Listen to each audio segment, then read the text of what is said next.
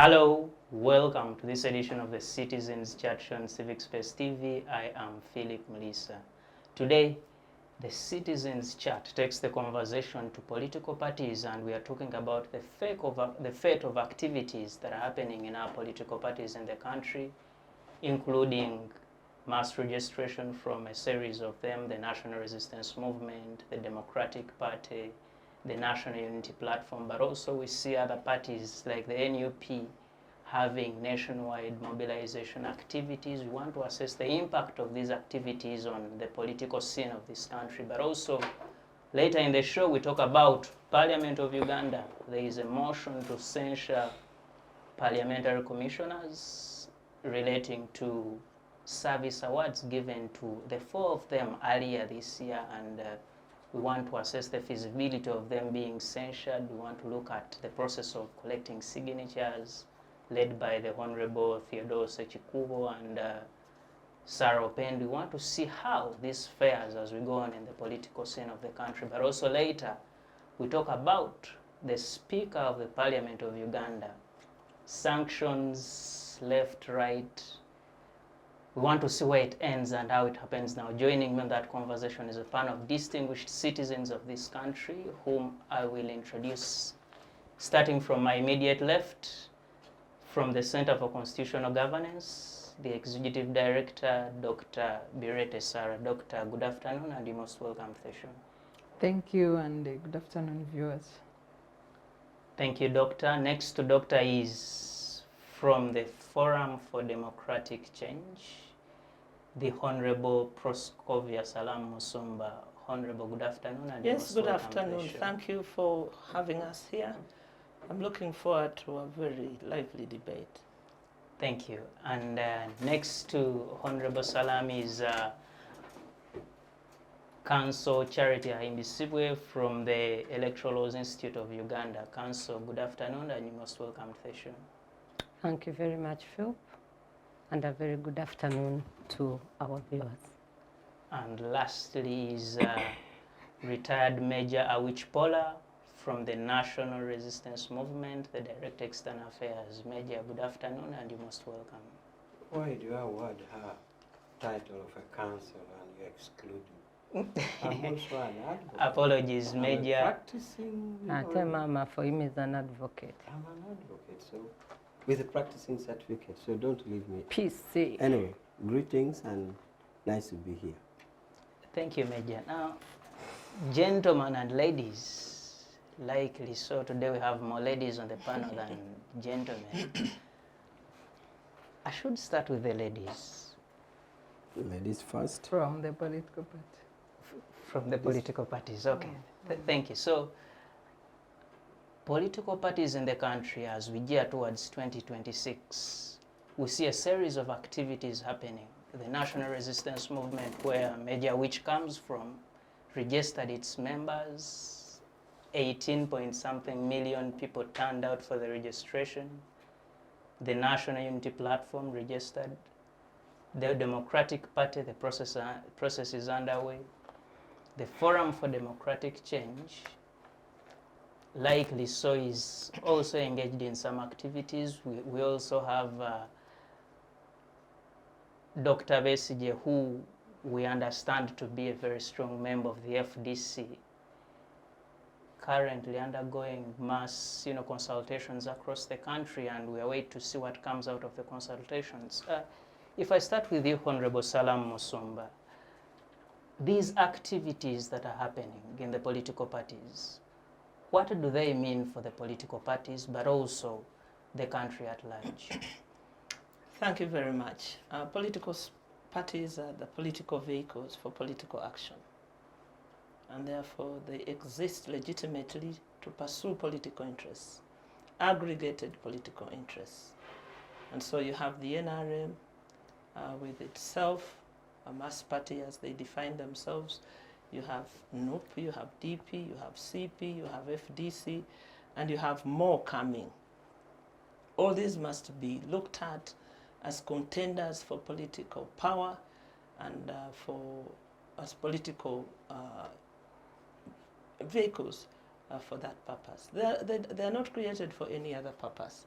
except to organize and increase their membership, their support base, their visibility, and their action to be properly understood by the electorate in a situation where best understood as a supermarket of politics.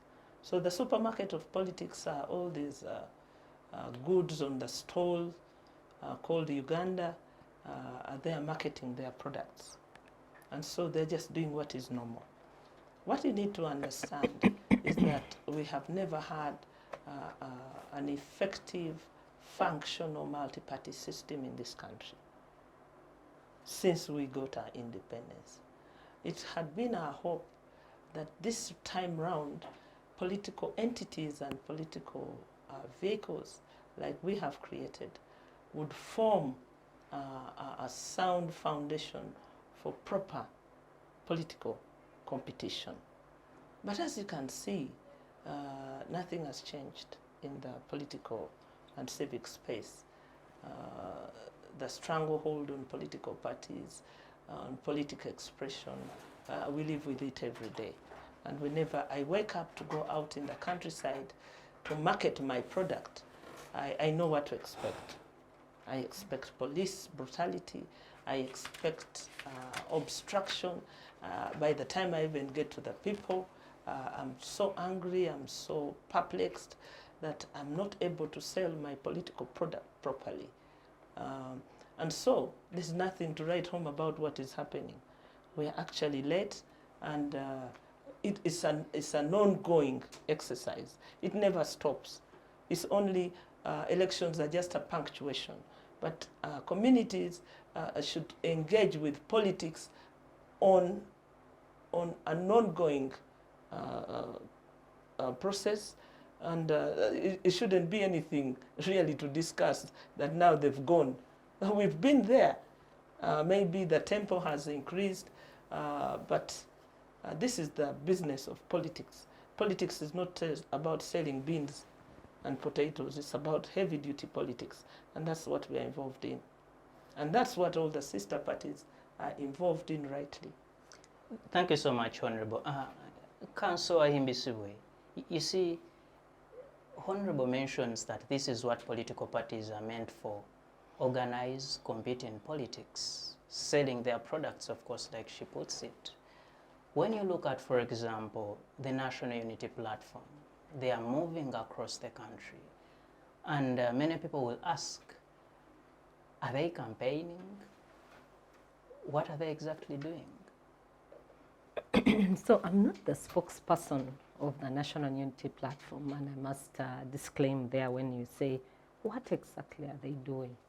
The spokesperson should be able to tell us. However, I'll broadly say that political parties such as the National Unity Platform have been gravely attacked. The National Unity Platform right now has attacks from everywhere. There are people who say we have broken camp. You've seen the DP young bloc saying we are no longer part of the National Unity Platform. Then there is another person who detoured from Eastern Uganda. He's called Moses Vigirwa. He said, I have also decamped from the National Unity Platform. And he says, I have started the ERP, the Eastern Revolution Platform. Then you have also seen that in Masaka, the president of the National Unity Platform was attacked by people who belonged to his platform before, and they were saying, we are no longer going to belong to the National Unity Platform. And that was the Honorable Abed Bwanika, and there was also Matthias Mpuga. And there are about 5 members of parliament who belong to the National Unity Platform who have since said they don't think they want to belong to the National Unity Platform again in 2026. So you see, the political party is now going through a very difficult tide, and it looks like as if mixed messages are being sent to the public.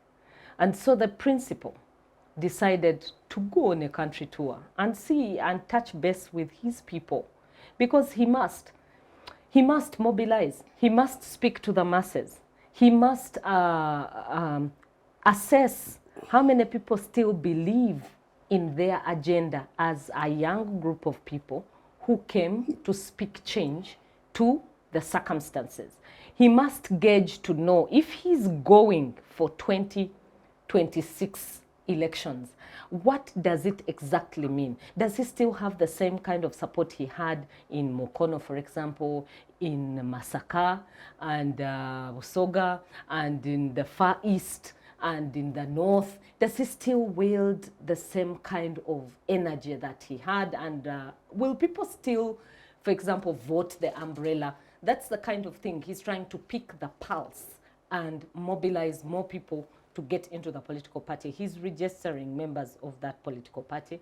We know that NRM has already claimed 18 million voters, and in 2021 we had 18 million voters. So did NRM translate the 18 million voters of 2021 into their voters register? I'm actually anxious to do an analysis on the NRM voters register, and I'll be reaching out to them at their offices and asking, can we just have a look at the register so we know who is on that register, and we do an analysis vis-a-vis the former Electoral Commission register, because Electoral Commission anticipates that there are going to be 24 million voters in 2026. That means every other political party that is being formed and existent will only have 6 million voters to share of the 24 that are projected for 2026. And so Robert Kyagulanyi Ssentamu is alive to all the things that are happening ahead of 2026. And he had been in the 2021 election. He knows the lessons he picked from the 2021 election. It wasn't an easy election. Internet was switched off. Young people were beaten. People died. There was electoral violence. He is alive to all these facts. He suffered them. His people were arrested for wearing outfits similar to police attire.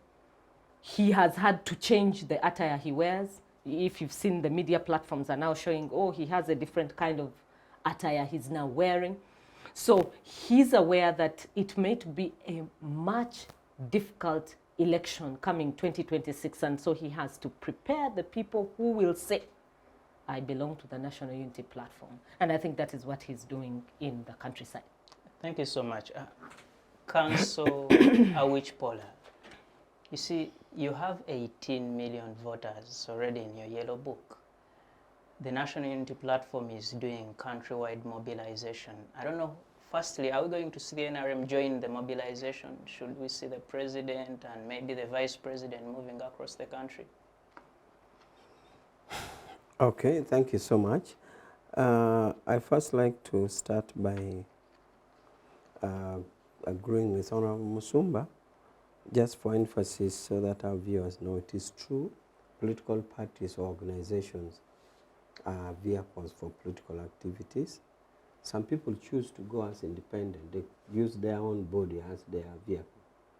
But some people prefer that you better do it with a group of people with a common ideology, and therefore you name it, or you designate it as a party. So it is true, it is a vehicle for political activities, and the ultimate aim is to state power, presumably, normally it is by democratic means, and we know the democratic means.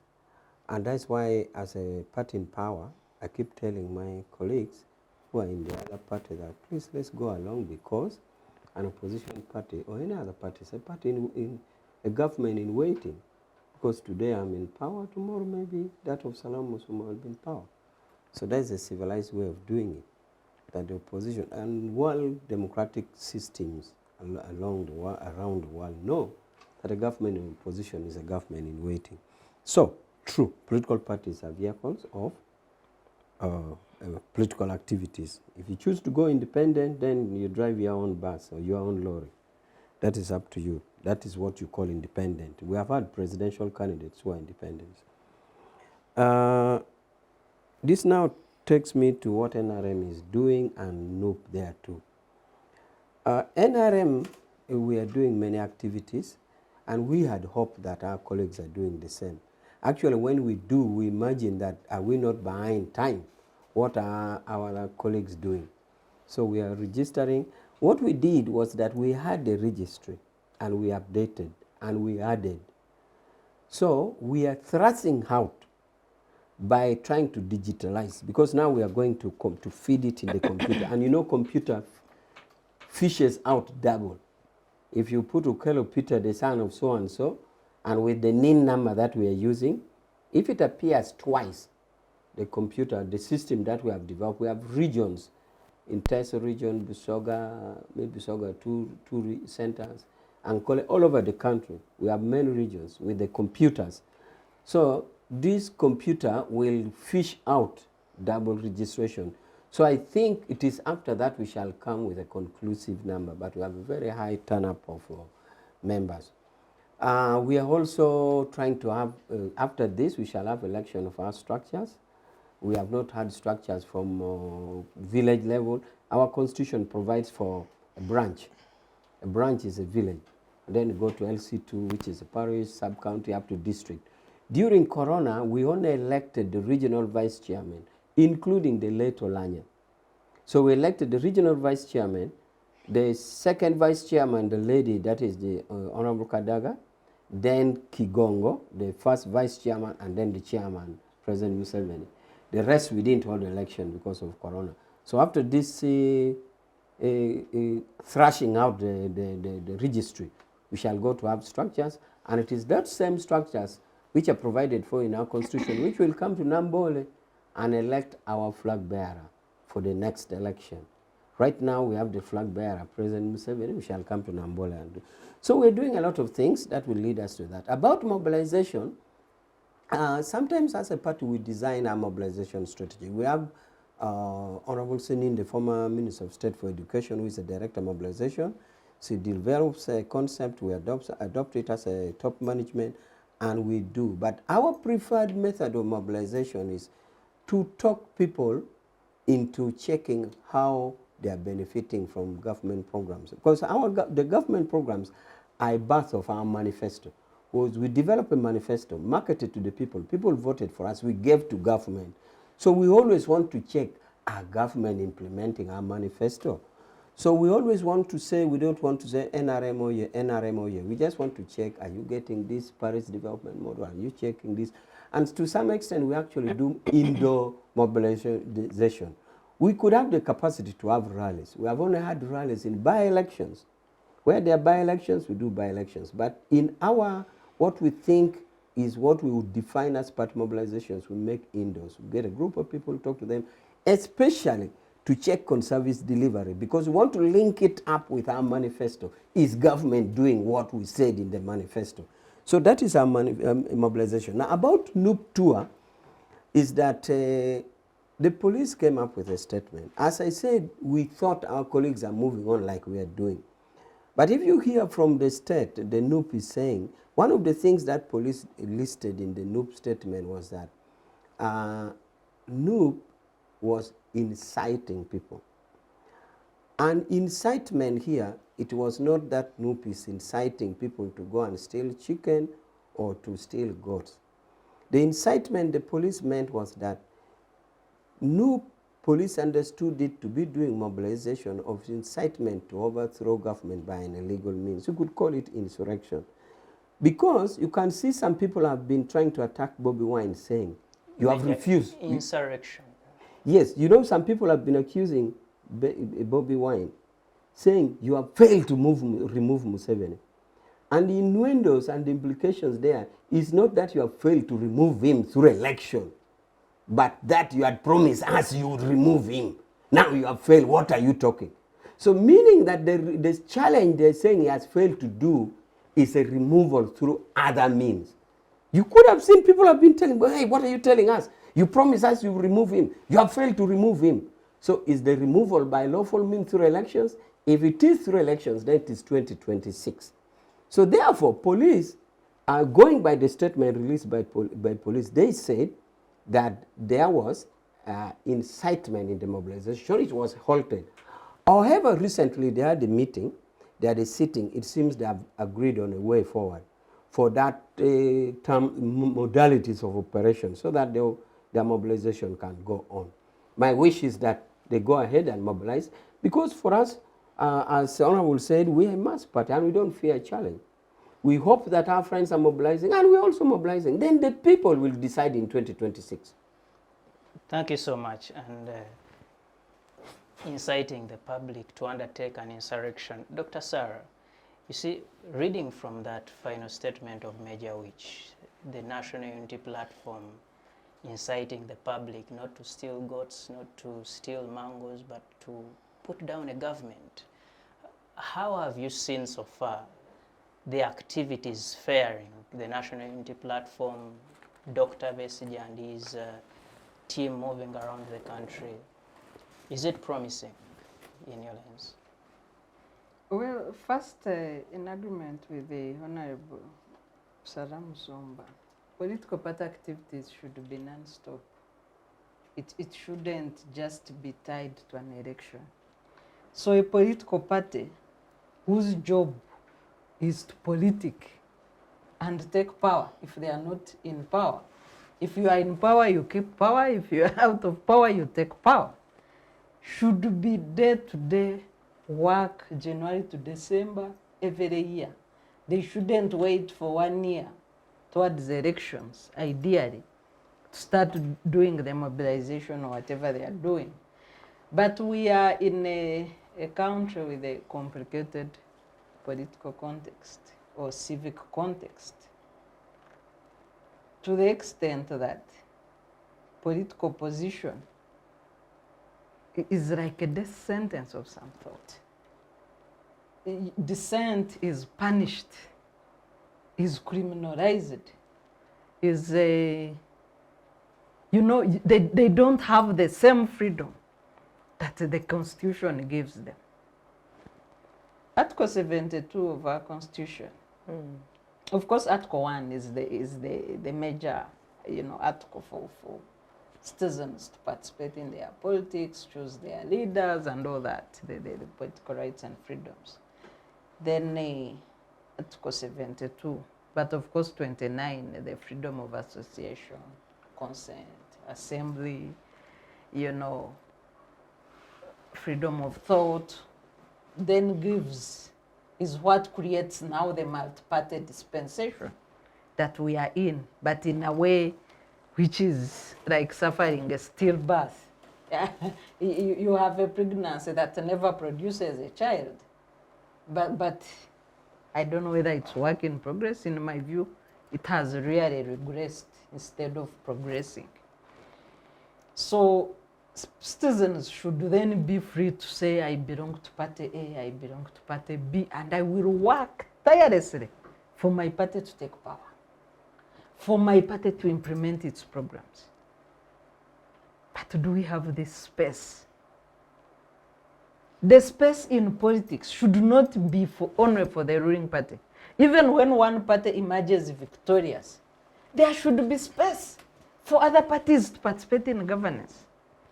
We have a bit of this space. Let me first make my preamble before you interrupt. We have a bit of this space in Parliament. But because of the numbers, then it's bastardized. Beyond the chairmanship of a few committees and the office of leader of opposition, there is no single day that you will say, opposition, for example, proposed the law and it has won.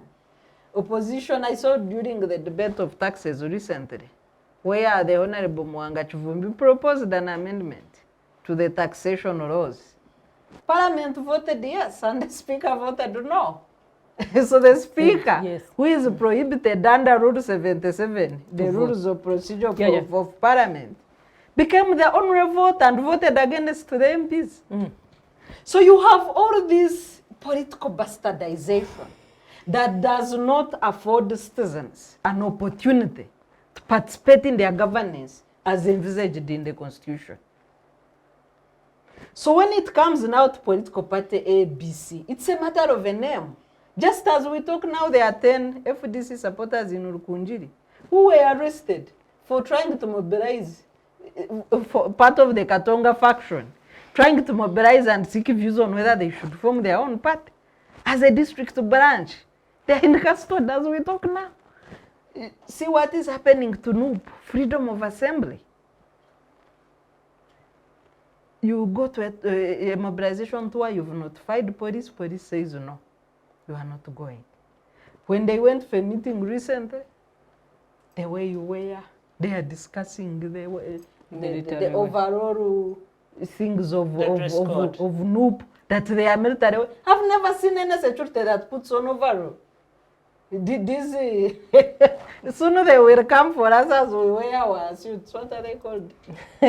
Which are also the lady suits. They like overall. Yes. Soon they will claim that it's also security wear. Because that is the same style as NUP. You see, you know, all manner of sorts, all manner of excuses. So government, instead of enabling citizens to participate in their governance, they put roadblocks at every stage. So they put roadblocks for people not to participate in their governance, including civil society and other actors. You see what's happening in academia, you set an exam, and an exam is under investigation. Wow. Thank you so much. Honorable Salaamu, you see, when you say political parties are meant to compete for political space. So just before she comes in, Yes. if police thinks the overalls of NUP are security attire, they are soon going to come for our jumpsuits because the style is the same. Wow.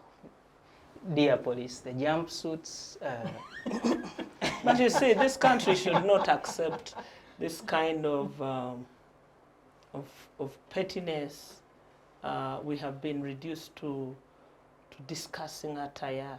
There are bigger national issues on my plate that attire is not part of them. Yeah, including And so rising I will crime. not, Yeah. I will not be invited into a discussion of non-issues.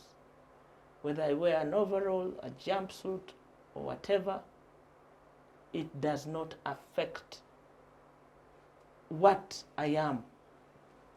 We are looking for the political software in me and what I stand for. So I want to dissuade myself from being attracted into discussion of petty formal things. We want to discuss the real bread and butter matters, the real issues that are affecting human beings in every village You see, of Honorable, this country. people are in prison for those, you call them overalls. People are in prison, people are taken into court because of the attire. Which law have they broken? You see, if you allow one party called NRM to set the agenda for you and hold your boots, you see, we as political actors should refuse that, because that is so elementary. We are not even being allowed to go to the next step of our being. Okay, remove the overall. What next? Become What next? Ugandan. The We people remove of the Uganda. boots. We remove the boots. 'cause the We go boots naked, are- actually. The Let's boots walk also are the naked. problem. And deal with The real issues. Please don't divert me into the other issues. I want to deal with the heavy-duty issues of a secure future for myself and the next generation. I don't want to be put into... We will wear those ones when we have the space, when we've created the space for it. Let us not be diverted into dress code.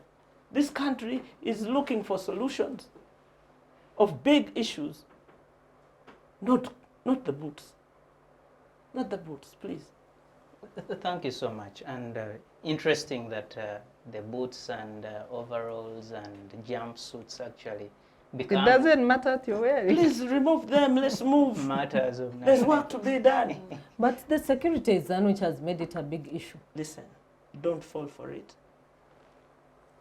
So when they arrest you and you're Remove there it. for arbitrary Remove it. arrest. And Remove walk it and naked. move on. We have bigger issues to deal in this country. Yes, so than you've overalls. removed it, but you're still behind bars because you were arrested. Then we will deal with that.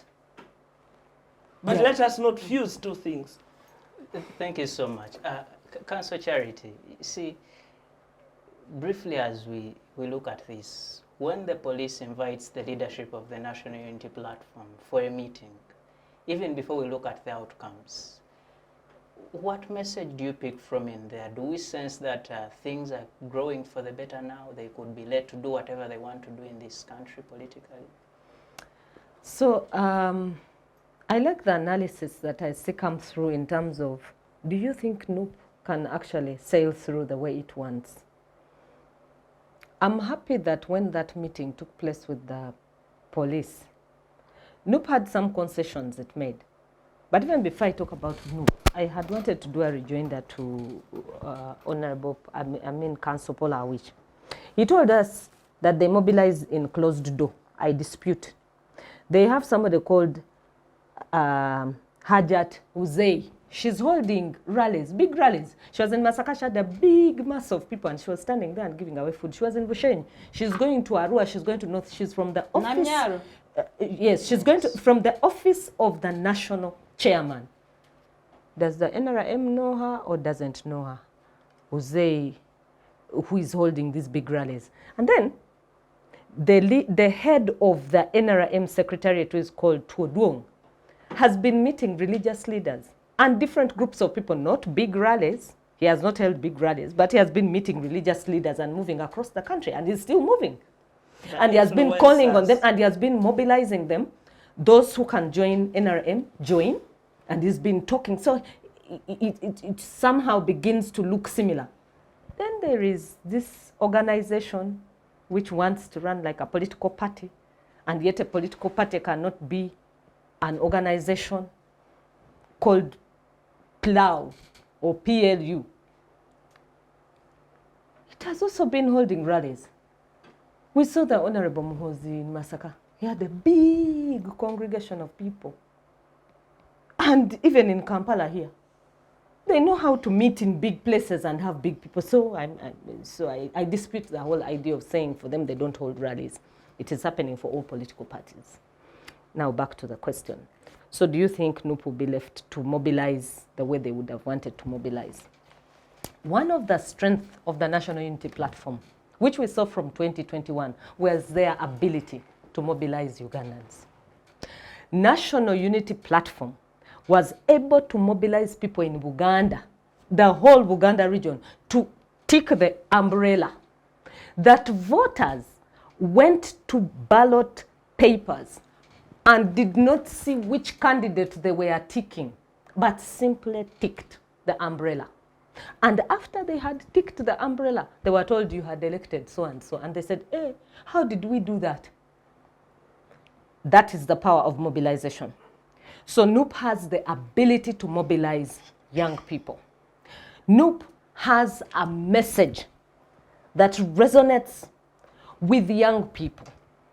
And they played it out very well in 2021. As to whether they will play it out very well in 2026 is a thing for us yet to see.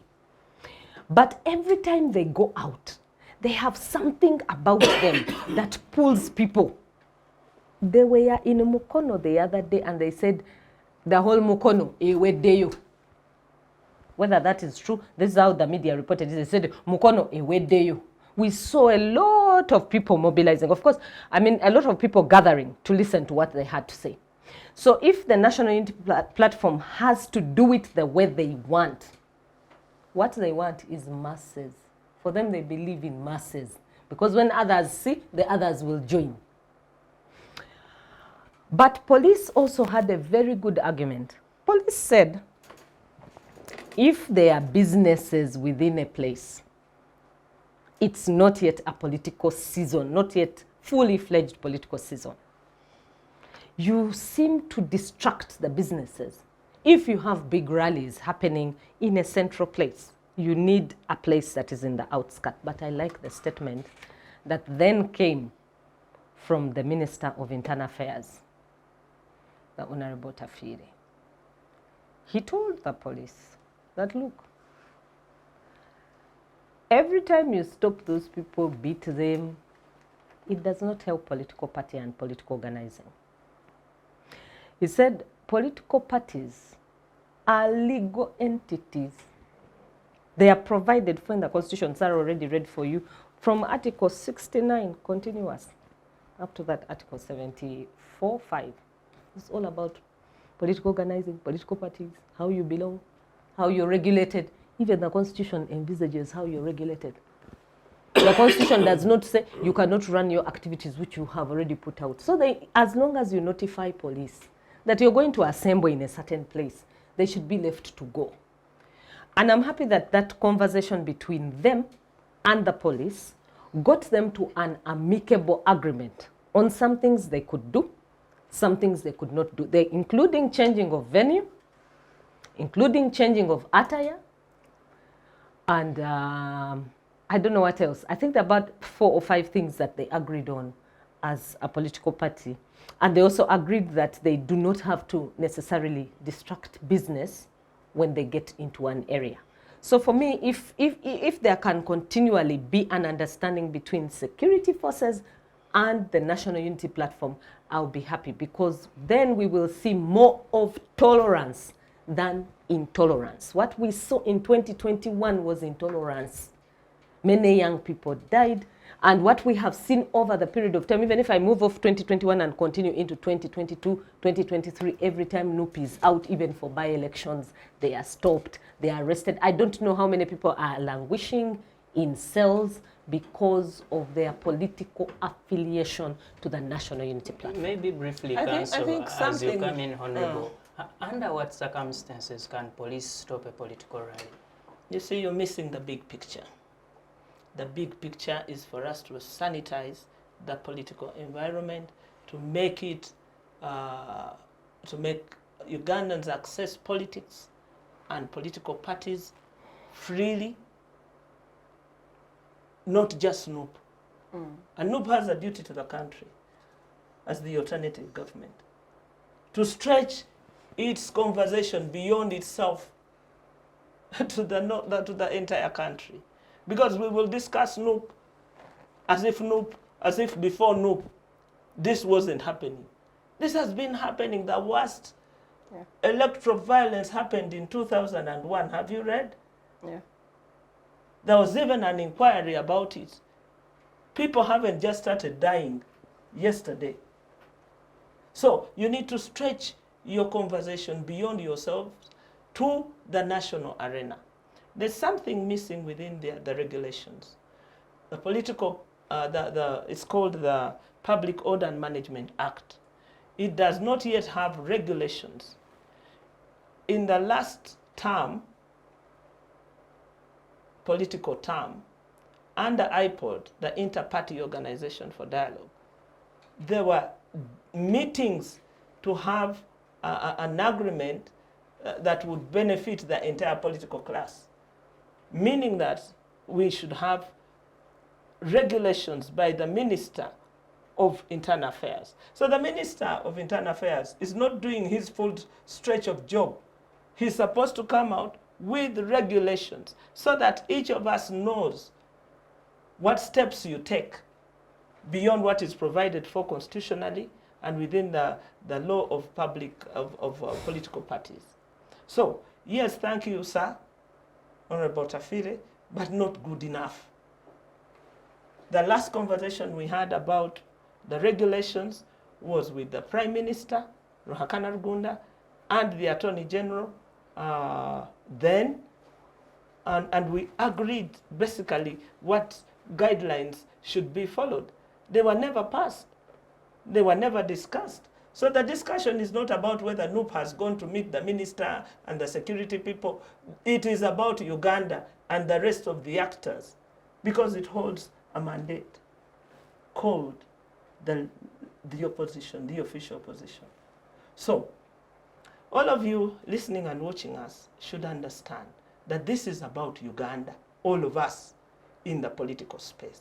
And we must sanitize that space for this country to work well with itself, for this country to find peace with itself, so that each of us can then go and do our things, small, big, medium. I may not be looking at 2026 because I don't see what has changed. I'm looking for political influence and political capacity to be able to impact what is happening now. for posterity, not for me.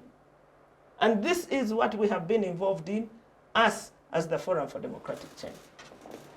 So let us widen the latitude of the discussion. Today is SNUP, yesterday it was DP, the other day it was UPC. The template remains the same, coercion. Thank you, Honorable. Uganda is not Buganda. Major, No, Even it's there. not.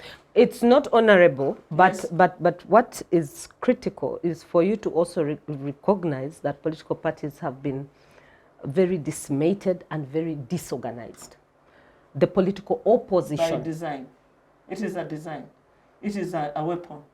So It's the not a weapon, mistake. then the weapon has worked very well. Yes. The minute you will understand that it's a weapon, you will then work to avoid that weapon from being used effectively on you. thank you so much. Councillor Awich, you see, all we talk about here is beating, coercion, stopping of activity. The political parties are changing on the receiving end, but the standard, the constant is the national resistance movement. The beating is from your side, stopping monies is from your side. Why They are is retaining power at all costs. so much afraid of competing favorably with other political parties? Now, if you say the beating is from our side and you are talking to NRM, you are being very, very unfair. Because we have evidence that in political activities violence, NRM is a victim, not a perpetuator. Major, say that again. NRM is a victim, not a perpetuator. Can I give you a simple test With example? capacity to Please. stop it. When I tell you this, take Waswa, put Waswa in a Noop t-shirt, Which was? put Kato Any in Just an any NRM person. t-shirt, Mhm. okay? Put two twins brother, put Waswa in a Noop t-shirt, put Kato in an NRM t-shirt, drop them in one gear. See who will be attacked first. We are victims. No. I think Attack Please, without why mistake. don't I Okay. listen to you? Please. And Okay. when I start to make my point, you. Okay. So we have evidence, even on record, on video, where a woman was attacked, stripped naked and beaten because of putting on yellow. We have no evidence that NRM as a party has ever attacked anybody. Never. Not even in Nyamshozi, where there's the headquarters of NRM for biggest support. So in real life, I dare you put Waswa in a NRM t-shirt, put Kato in a Noop t-shirt, drop them in one gear. See who will be attacked first. We have been victims of violence. You have no evidence that NRM has attacked somebody. If you're talking to the fact that we won government, and I mean we won election and formed government, and therefore government should, we are vicariously accountable for state actions, then we shall plead guilty. But Very we good. shall know the state will be called to answer by themselves, but not to say NRM beats people. That is a very erroneous statement. We are, I repeat, we are victims in the political violence. So, do you want to say something? Yes, please. So And, I make it wanted, short. yes, no. Go on, go found on, you go on, very go on, moderator. go on. He's a real fan today. Please. So I wanted to say that the incident being referred to, we know what happened in 2021 because of the anger provoked by citizens. A few people, a few NRM people were attacked in Kampala, like two. So you can't use that as a standard. But also to add that the means of the oppressed are determined by the oppressor. Violence begets more violence. So you have NRM which controls the pillars of the state, unleashing violence at political opponents. You cannot distinguish. You cannot say now, those are acts of the state, we are NRM. But what is the party in power? Who is calling the shots? Who gives orders to these state institutions? It's NRM. So I refuse that disclaim. But So- also, I also refuse that NRM has not caused harm to others. You have caused harm to us. We have been in by-elections where you have attacked our vehicles, you have attacked us. NRM? Yes. I don't have evidence of that. NRM to attack vehicles? You have. No. You have. So- I'll give you an example in Bujiri with Patrick Monda in a by-election. That was long ago. Yes, it was still NRM. Wasn't it the constitutional NRM No, for it everyone? was NRM. Under multi-party? Yes, Yes. it was.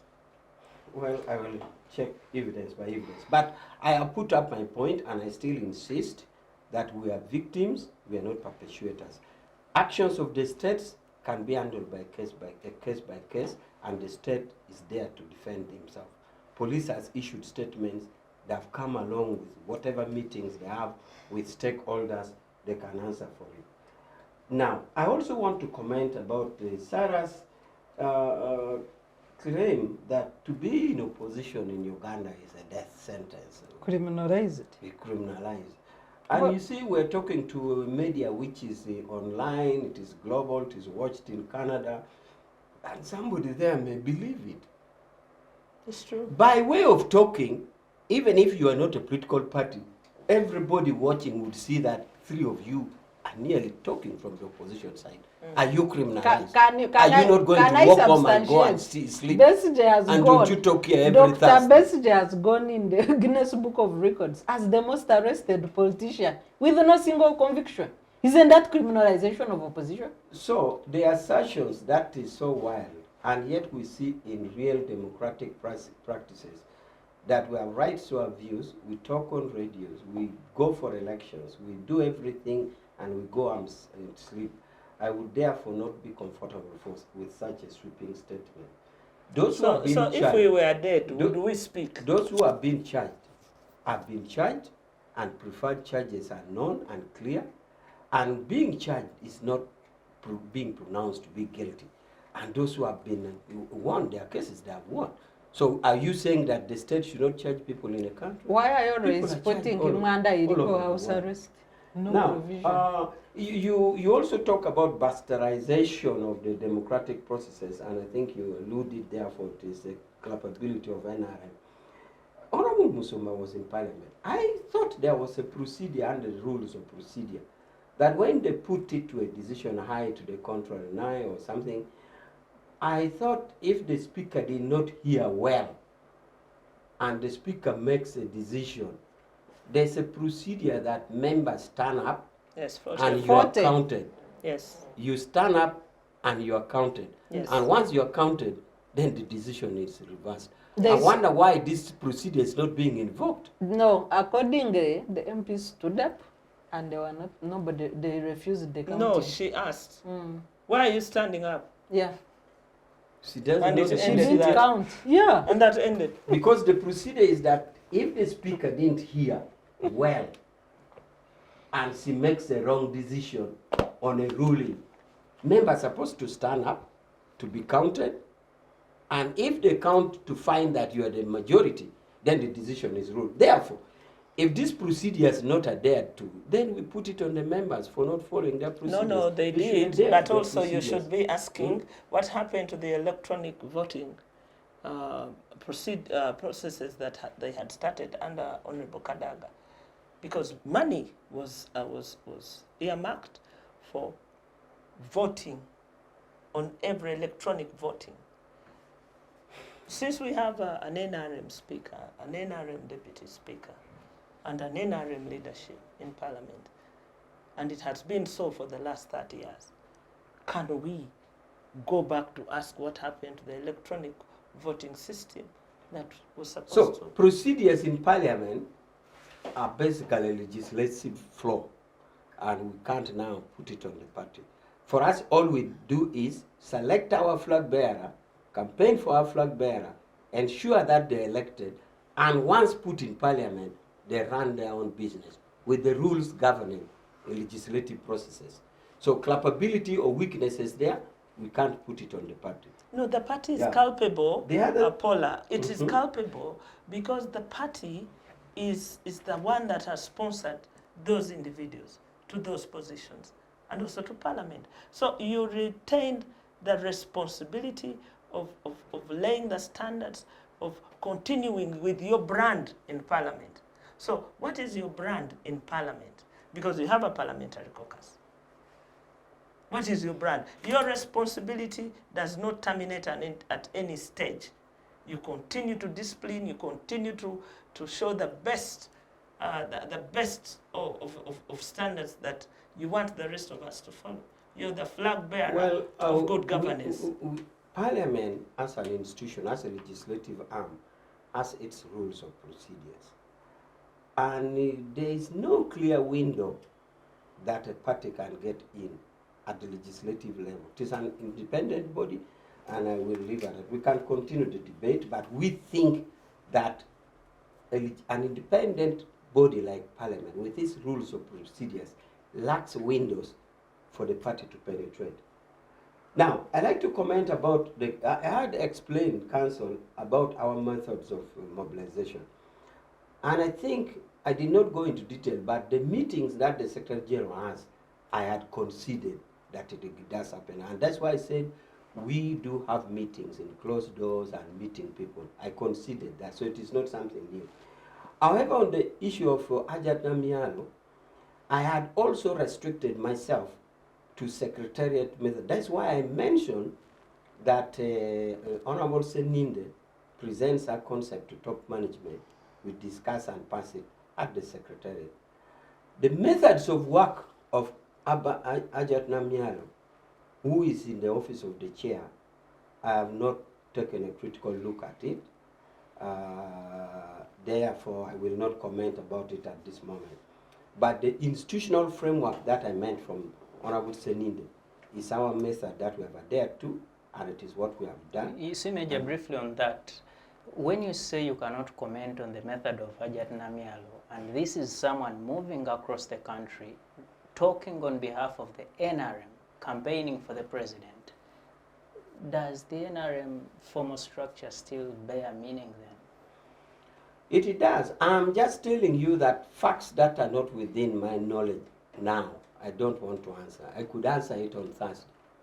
I'm just saying I just want to be prudent that I take on a matter when I'm very informed about it. It doesn't hurt for me to say that matter for now I will not. I'll get more facts. I've ever said it before, and the next session I've come with answers.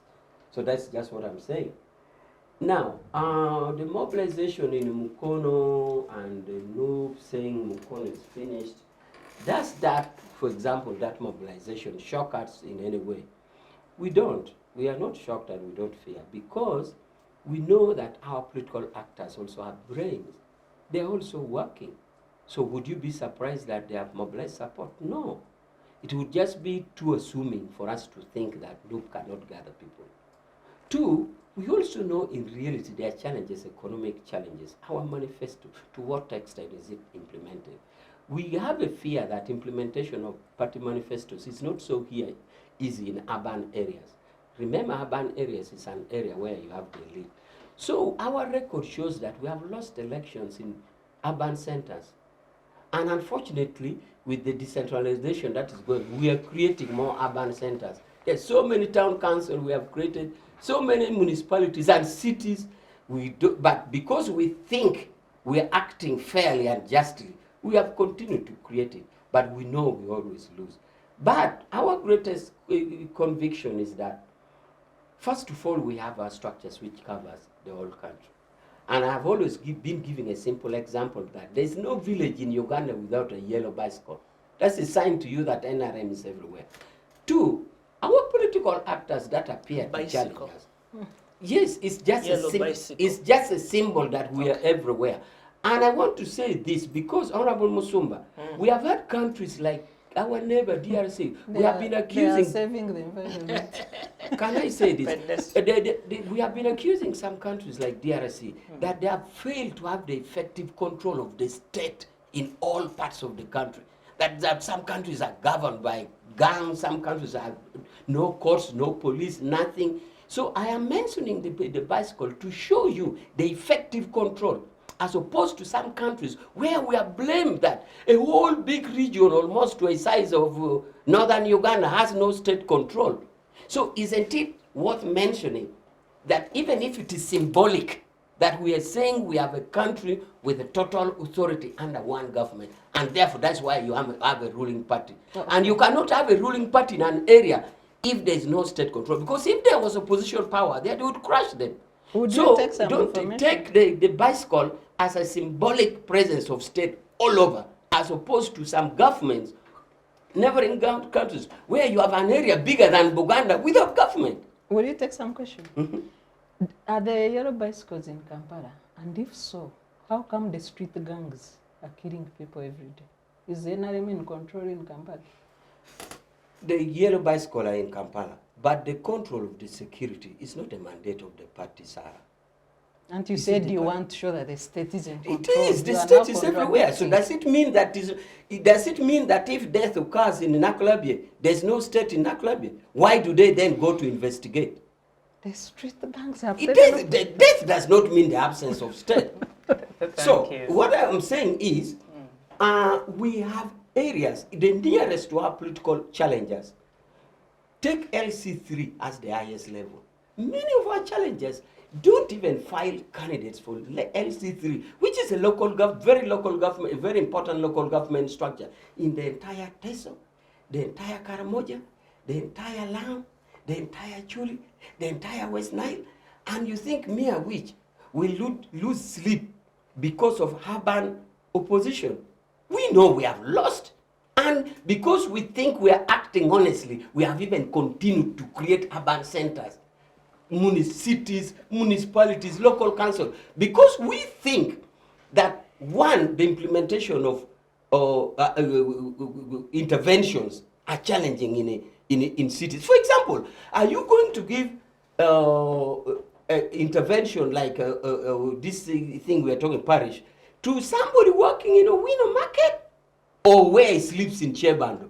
We have been struggling with it. Do you give at a place of work? Do you give at a place of residence? So cities and urban areas has been a challenge to us. And therefore, we are not surprised that our challengers get support in urban centers. So if they said the Mukono is finished, So you are, that is a struggle. You are a rural party. We are a mass party. We are a mass party. And we shall continue. Thank you, and I hope that does not really translate to the service delivery we see in the urban centers. They also said Masaka is finished. It's fine. So that I capitalize on. I think 2026 is around the corner. let's say that it's not about finishing what. What does finished mean? It is what? Because you see, the problem we're going to face in our debate is that to think that life is static in the urban centers. When I'm going back home to Kamali, how many rural areas do I go through? How many urban centers? If I got an accident in the rural area, Where would I go? where would I go? So please, let us not trivialize the population of Uganda. A human being is a human being, entitled to service, entitled to a good life, entitled to live well. So it is not rural, urban. All this is admission of dysfunctionality, because urban centers are the centers of knowledge, the centers of innovation And informed. and information. Yeah. So if you dismiss them as So, yeah. we have our people, no, Indeed, we are what- all Ugandans. We are all one Uganda and one people, and we need to be treated as such. I have people I take care of in the rural. I have people I take care of in the urban, Indeed, what and they're citizens. Afanda which is saying is that Ugandans who are informed and exposed can no longer agree with them. Then that means you are also admitting failure as a party if you cannot convince Because those that are well informed. NRM as a movement was a party of knowledge, a party of capacity. That's how it held on to power. With the knowledge, not by numbers. Phillips, I need to clear this. Thank you. I have not seen- Major, let's reserve that for the next session of conversation. The Citizens Charter takes a very short break, and we shall be right back. Digital rights are those human rights and legal rights that allow individuals to access, use, create and publish digital media or to access and use computers, other electronic devices and telecommunication networks. Digital rights include a right to freedom of expression, information and communication through technology, a right to privacy and data protection, a right to credit for personal works, a right to universal and equal digital access, a right to identity, a right to anonymity, a right to be forgotten, and a right for protection of minors, among others. The state's digital rights are frequently violated through various unfair actions, for example, blockage of websites and social networks, theft of credentials, unauthorized use of people's data for personal gain, privacy intrusion, online censorship, arrests and intimidation of online users, internet blockages, and the proliferation of laws and regulations that undermine the potential of technology to drive social, economic, and political development worldwide. It is hence every citizen's responsibility to respect rights of other digital users and to speak out or report to the responsible parties when one's rights are violated.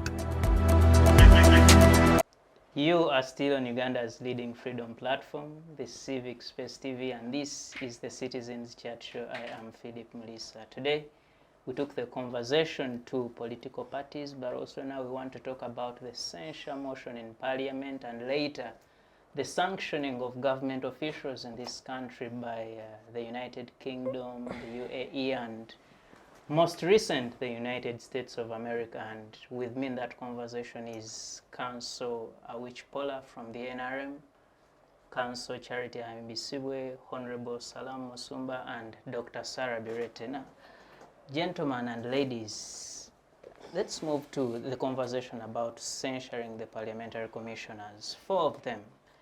And this roots from having, awarded themselves lots of money from taxpayers' accounts of this country. And I should start with you, Dr. Sarah. When the Honorable Theodore Sechikubo sits at Parliament and of course the Honorable Sarah Opendi to spearhead the process of leading into the censure of fellow members of Parliament from that extended position of Commissioner. First of all, what does it even mean for the whole House of Parliament, the activity, how things are done and where we are now? Well, the background of the censure motion is the 1.7 billion that was awarded to the backbench commissioners as a service award. As of yesterday, I think the number of signatures we have is about 123. The rules of procedure of the 11th Parliament under Rule 110, they provide that for such a motion to be entertained, they need a third of the MPs, at least a third of the MPs signing the motion. That's 177 MPs. Given that the tables have been there for more than a week, do you think there is momentum for the motion? I think many of the MPs are dragging their feet. Because otherwise, if this was a collective, a shared mind, a third of the MPs is the least that you should get in such an exercise. Because for the motion to be voted, finally you need a half of the MPs, which is about 240. So if you struggle to raise 177, then who will vote for the motion? So I find that, and I've been seeing comments of senior legislators,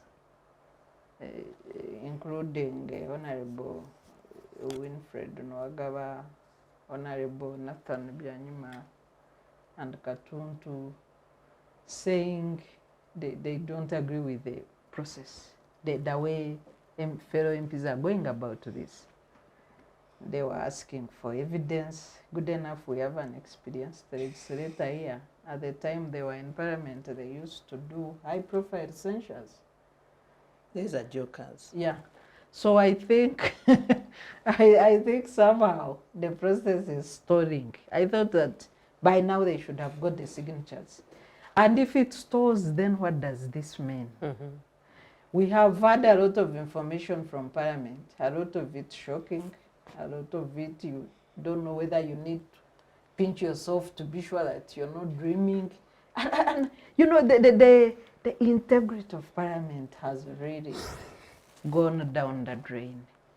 The conduct, general conduct, beyond, I think for me, beyond the so-called service awards, there are so many issues that need complete overhaul in this current Parliament.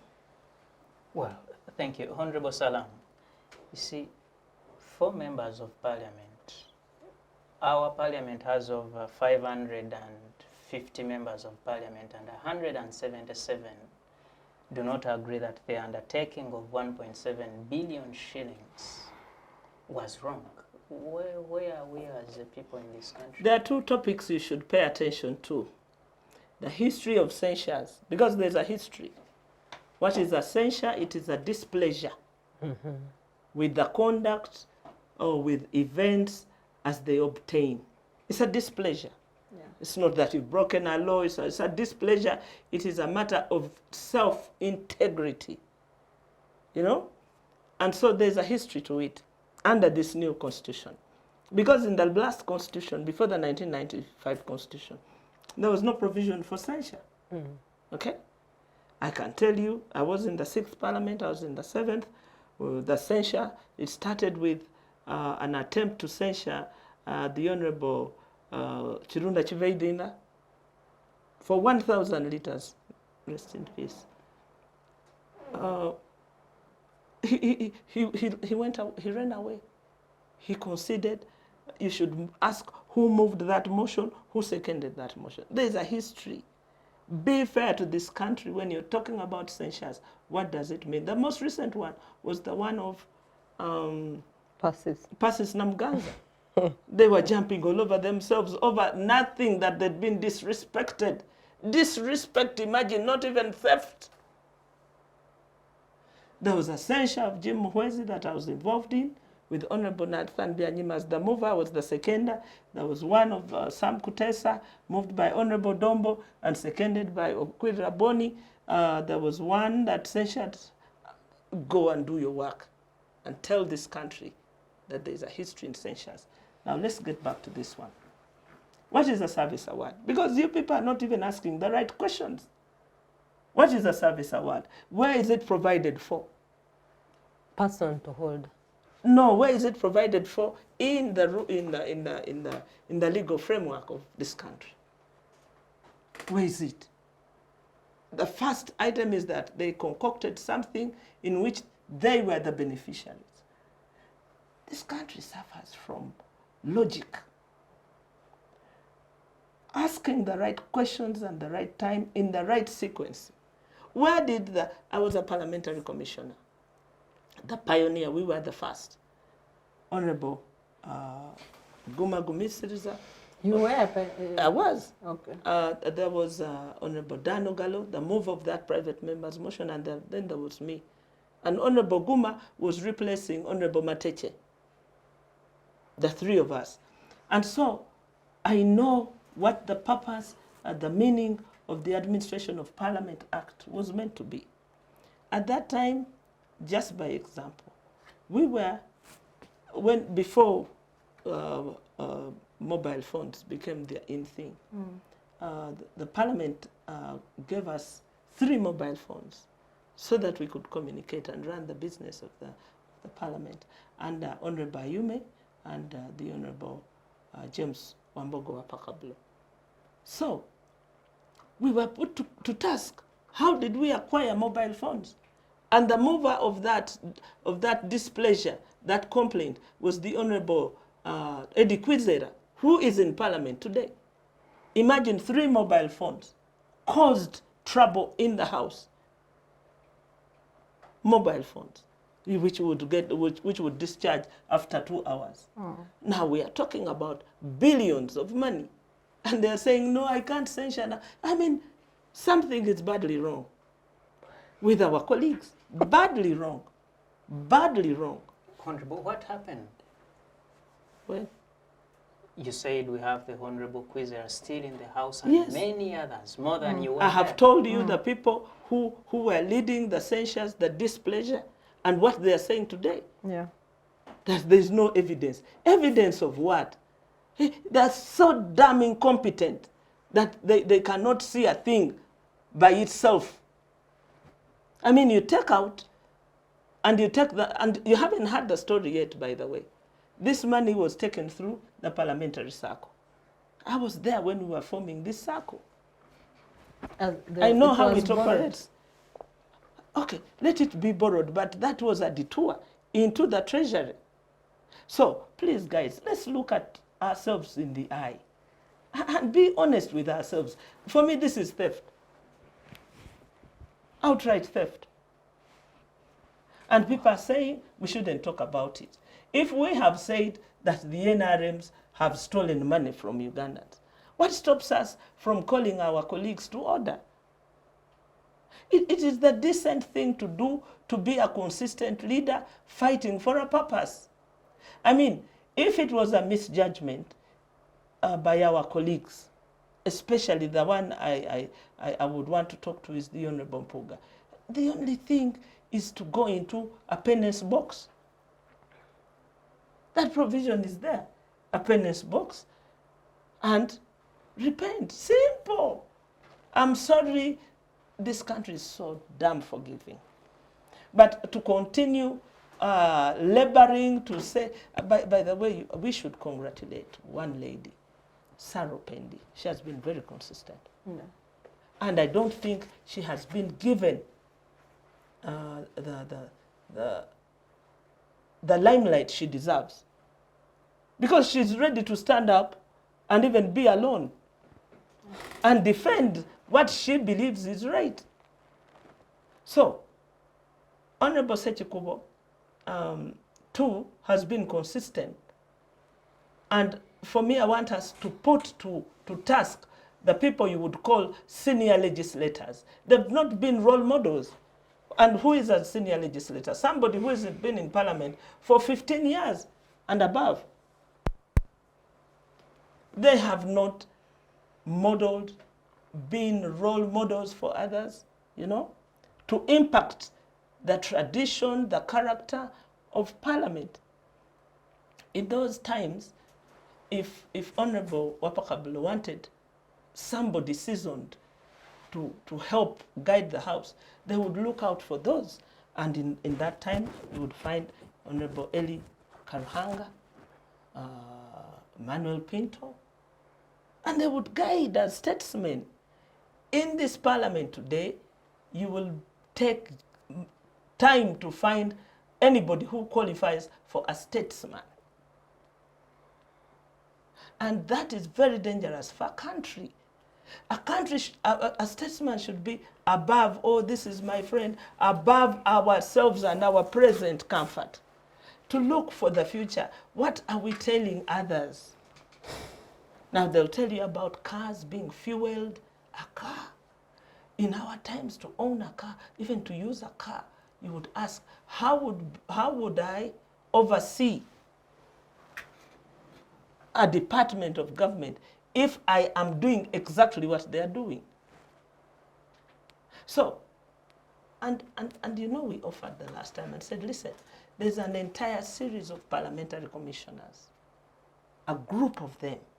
If we needed help about the way Parliament Commission should be working, Is look there them a up. kind of meeting when there's a new parliament in place? Is there a meeting like a mentorship? You where see, senior commissioners are brought no, in? they are not. They are not. Even the selection there to use the alumni. For me, I'm happy that tomorrow there's going to be a meeting of former members of parliament, a pool of leaders, an alumni that you can draw from, capacity, competence, history, tradition, and all that is in our ambit. It is for us to pick. Parliament is suffering with all those things, but there's a history to them.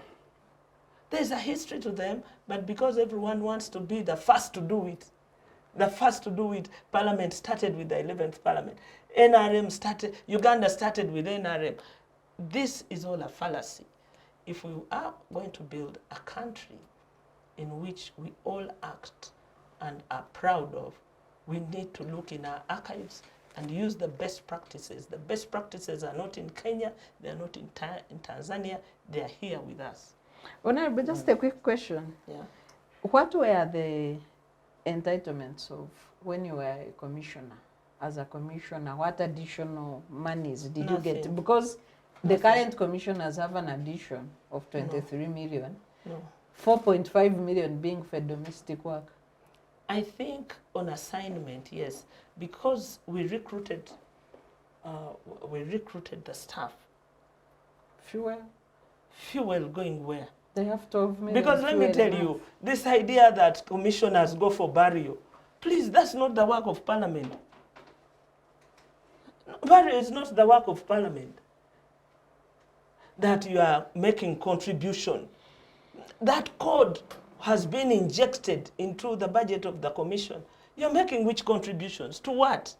You're supposed to run a budget that runs the country, not to make contributions. But everything is there in indelible ink. You can check, you can trace. There's a paper trail of the votes and their codes in parliamentary commission since the parliamentary commission was formed. And so you can find where things began to go wrong. And I think the biggest problem is that the provision for Parliament utilizing, is it 1% of GDP or something like that? I mean, it's left them with a lot of disposable income. They don't know what to do with it. And it is not that they should use it, but it is a free hand to help you do your work better, to do your work more decently. Like contingents. No, it is like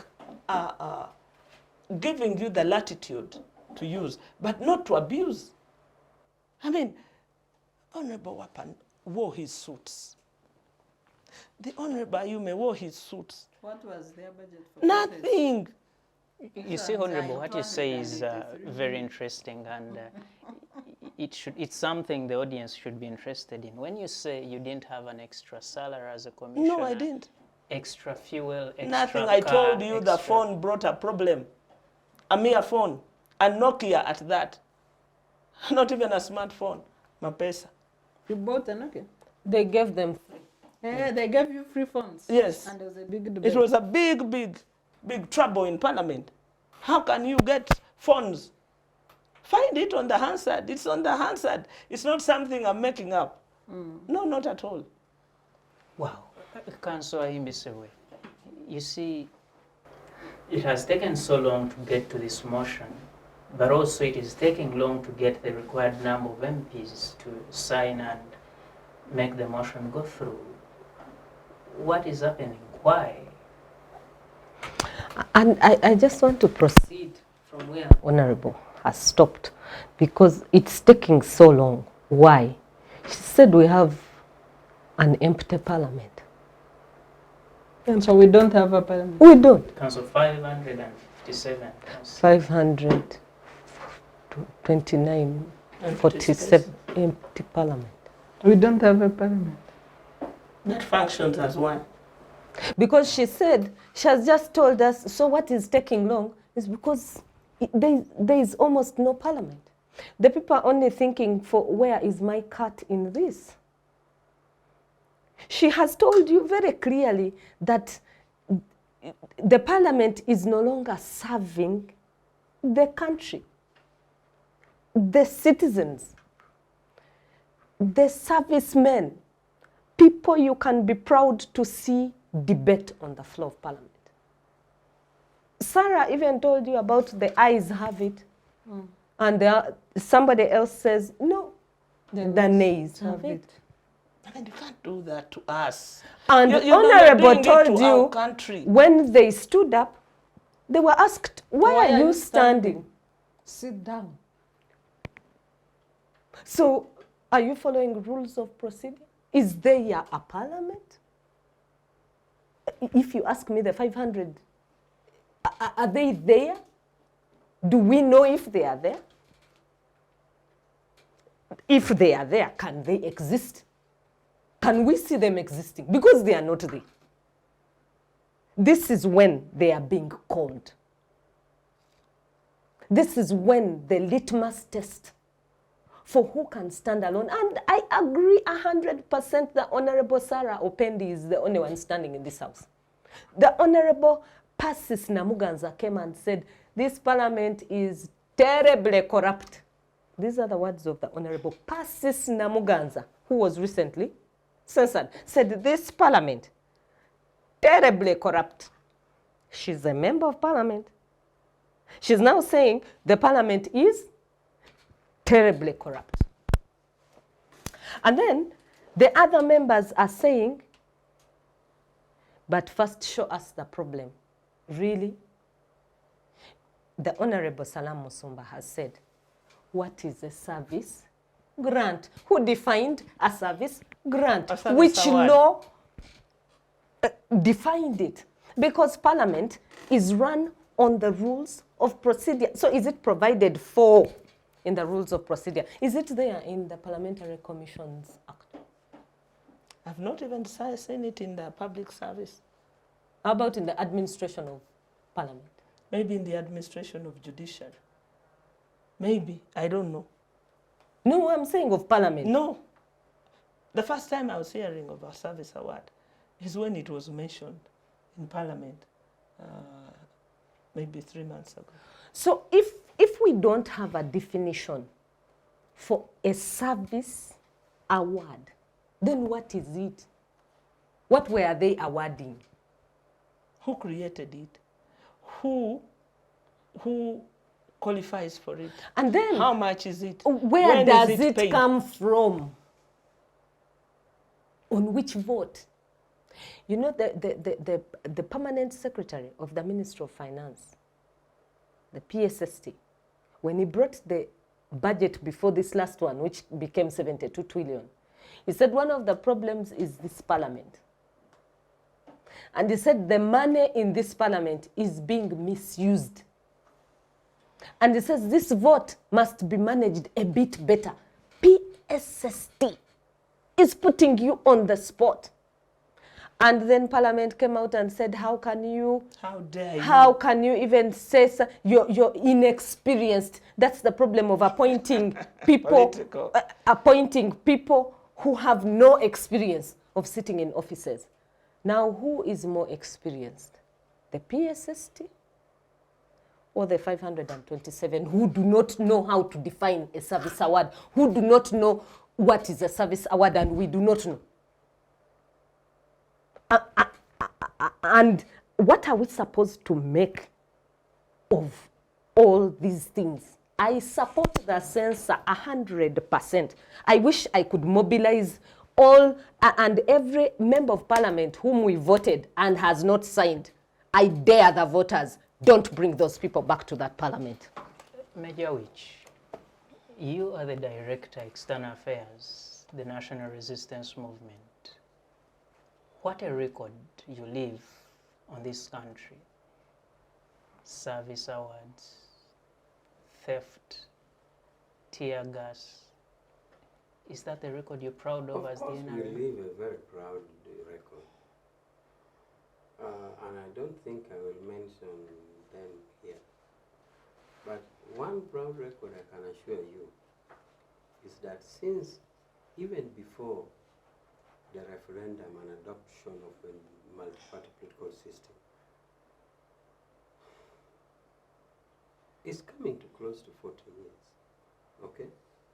I can assure you within these 40 years, the countries that are broken off, Yugoslavia under Tito broke into pieces until Serbia and Montenegro qualified one time for World Cup. Wait, quarterfinal, they broke into two. We told them, if you go back, where will you keep the cup if you win World Cup? Somali broke, Sudan broke, where broke. So one thing that will be, even before I count you, one record that we can leave is a solid Uganda. One country. But when has it ever broken for you to I'm keep telling you, running others that? are broken. No, what I'm saying, for Others are Uganda, broken. Major, is No, that no, meant that- to that- mean that the service awards are some of the things that are keeping Uganda No, together? but you told me of all the things that we shall leave. That's why I went in for the biggest. Afande, if I may ask. You told me all the things that would leave. President Museveni is the 8th president of Uganda. Mm. All the 7 never left Uganda broken. Even at their worst. Even at their worst. What makes you think that that is something to keep drumming? The That uniqueness, Uganda has Sarah, not the broken? uniqueness is that Lule ruled for 6 to 8 days. So He I don't did know not- if you he did expected not Uganda break the to break country. in 6 to 8. Even in our Others chaotic for history. 6 months. 6 months. You expected the country to break in the 6 months. Even under our chaotic history. The difference is here that you have had a long period. The longevity makes you a candidate for breaking as compared to 6 to 8 days of presidency. Probability will show that 6 to 8 days you'd break less than 40 years. Anyway, if you want us to discuss what we have left, it's a long thing, I'm not going for it. But for service award and the censure motion, I want to address myself through the censure motion like you have asked other colleagues. Is that, first of all, I'm not aware about any communication to our chief whip to whip the party in a particular line. Ideally, political parties have chief whip who mobilize members to toe a line. So I'm not aware about a communication to a chief whip. Therefore, as for now, we think that the party has left the matter being a private member's motion. If it was the chief whip sits in parliament. Yeah, you think sits in the office of the Prime Minister, but he works in Parliament. Yes. Yes, I was telling you, ideally, the work of Chief Whip is to make members toe party line. But this is more in relation to bills or motions from government. But this one is a private member's bill. Now, I am saying I'm not aware about any communication, therefore no party position known to me. Therefore, members are in their individual representative capacity that they represent their constituency. Okay? Now, I want to tell you, and I've ever said it before the referendum, me, I was in the other NRM with Kiruna Kivichi and the director of external affairs like me. I was a lawyer there. We campaigned for NRM. People went for multi-party. One of the challenges we told people is this: you can't censor people when they kind of hide behind government. Salaamu Musumba told you, even the Attorney General then would vote in support of a censure motion because we are all NRM. We were a movement. We want people, and again in Parliament, there is a cry that the quality of legislators have dropped in terms of competency, academic and all that. You know why? Partly because we want members that if we leave movement and we go multi-party, for you to go and contest, if you're a civil servant, you must resign. That cut a half of the qualified candidates, a half of the. In the past, you'd find undersecretaries going to contest and he has won. A commissioner contesting and he won. Now, people can't. This is what we want, and it is here. In the other one, censure motion, even Attorney General support. This is a disadvantage we want people about our pluralism.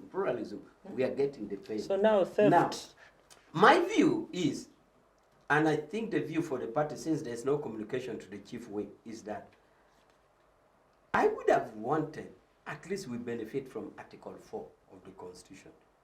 Article 4 simply says, here are the views. There are 4 non-derogatable things in Article 4, and I will go through it first. 1, you can never make anybody a slave, not even Museveni can Article say. 44. Article 44, not even Museveni But can he say, was saying Opio 4 is my was- slave.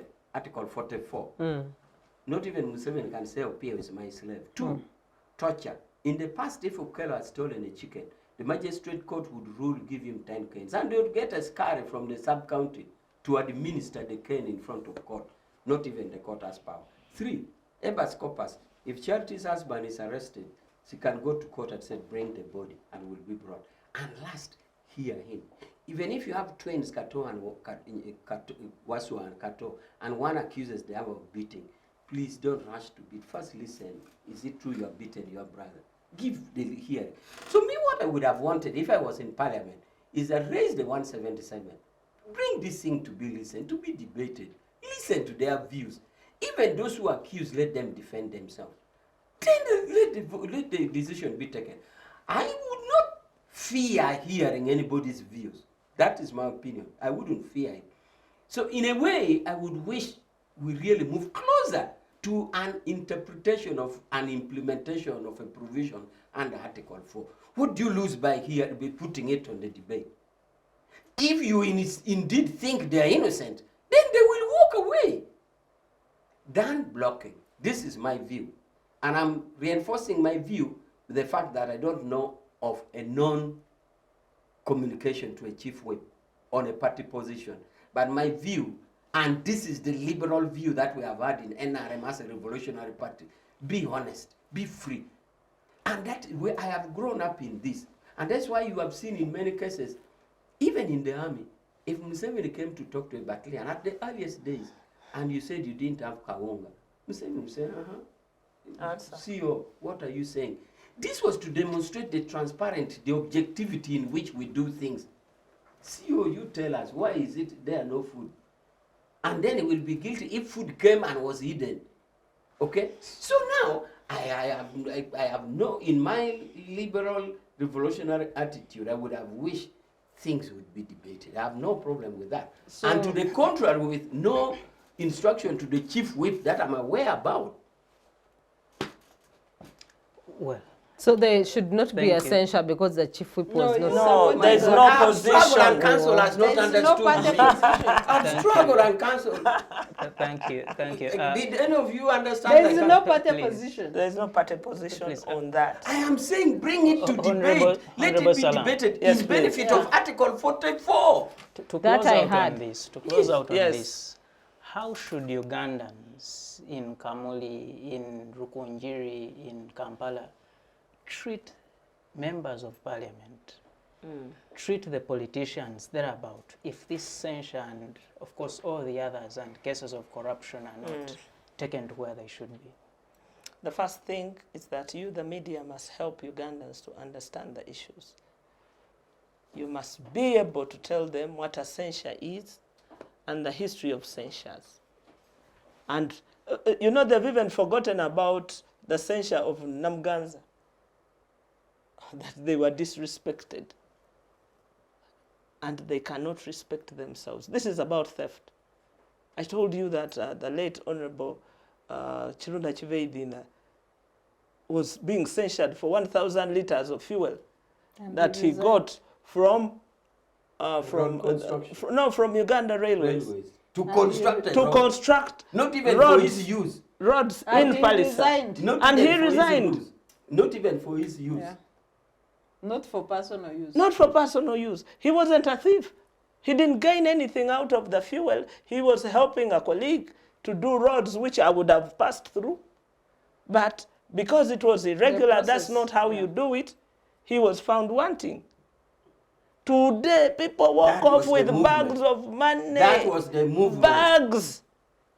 That was the movement. That is the country you intended to That build was the movement before, that you people ran before you away. got compromised. That was the movement that you So, ran away from. I'll tell you that that movement is still duty bound to continue with the same standard and code. Probably I would even come back to it if it was pursuing what we knew. Because Yeah, we it is. left because we could see that there was no action about things that were going badly wrong with our country. So, what you want the country to do, all the ordinary people are helpless. If a member of parliament is helpless, they can be told, you, why are you standing? And they sit down. Me, Shut up. me an elected member, to be, because let me tell you, I will tell you, to be a speaker is only to be first among equals. First among equals. The bottom line is that we are all equals. Yeah. We are elected. We have just assigned you to be first amongst us. There was a time in the 6th Parliament, we were so angered by the late Right Honorable James Wapakabulo. And why? Because he wasn't giving us opportunity to debate. And so we sat as young parliamentarians and said, why don't we get a speak of our own? He only had a rumor that there was disenchantment among the young parliamentarians. He called us and said, what is it? I'll fix it. The next day we were all up making contributions. and becoming fantastic debaters for this nation. So just a mere sound of displeasure, a gentleman, a lady, a statesman and a stateswoman should be able to recollect themselves and put themselves to order. It doesn't seem to be happening.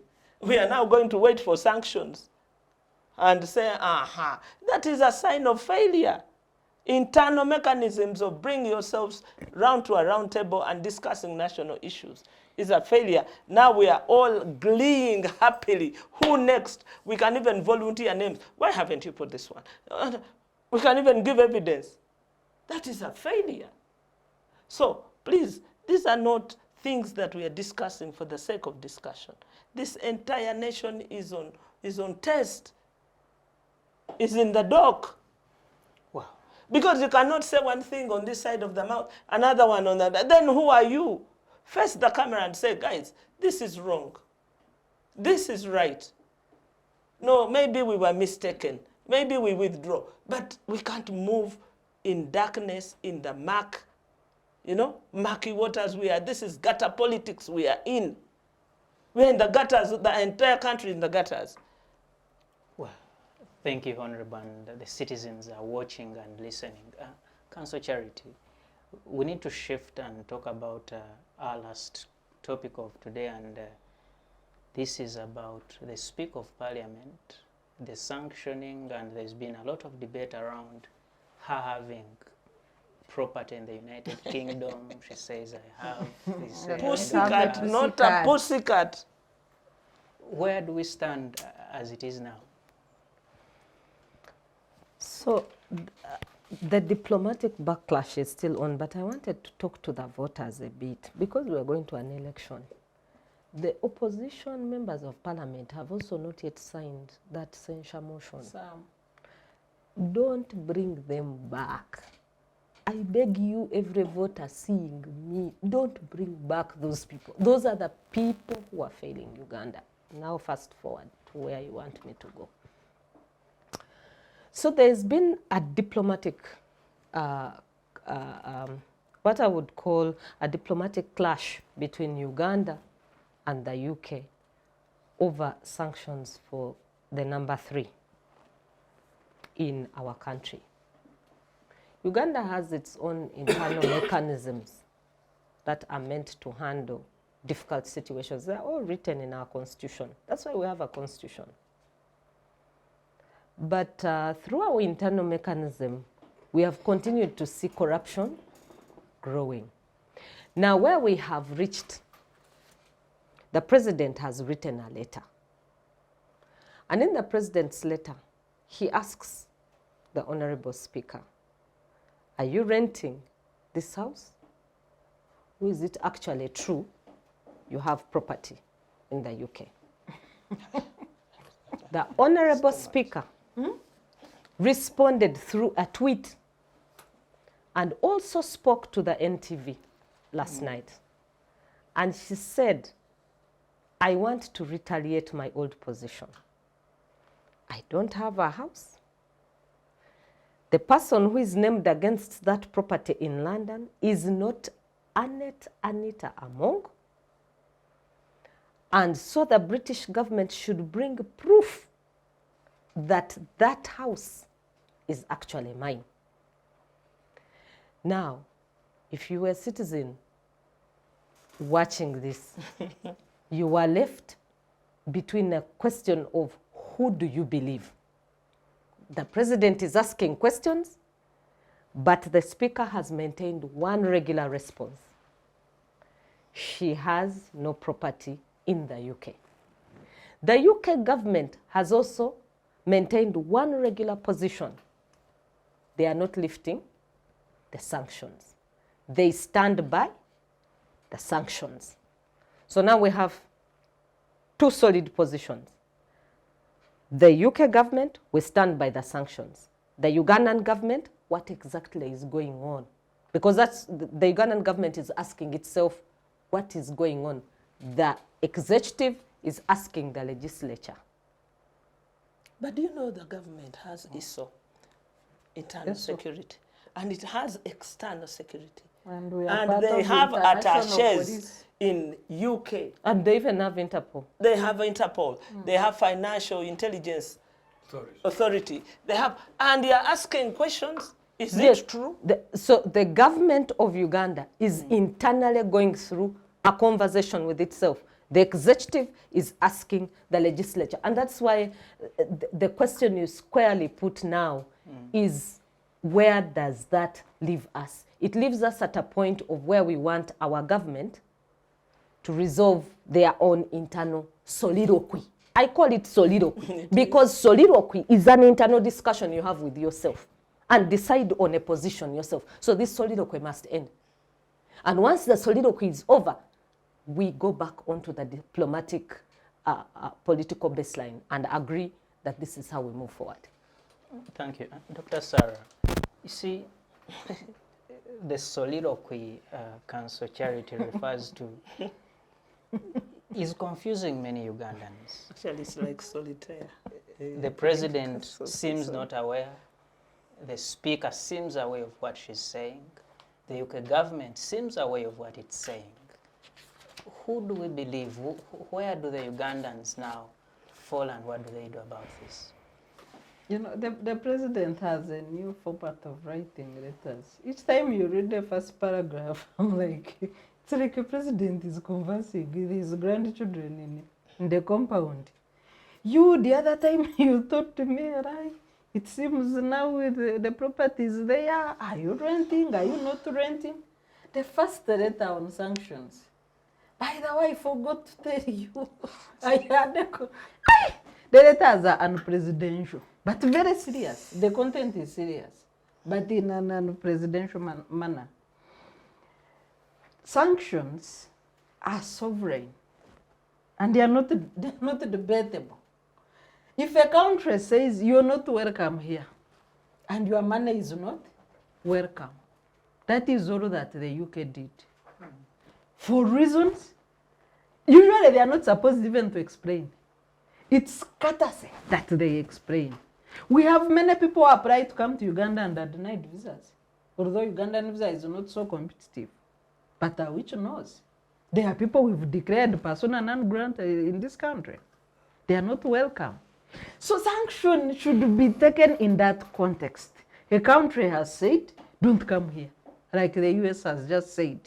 The 5 public officials of Uganda don't visit the United States.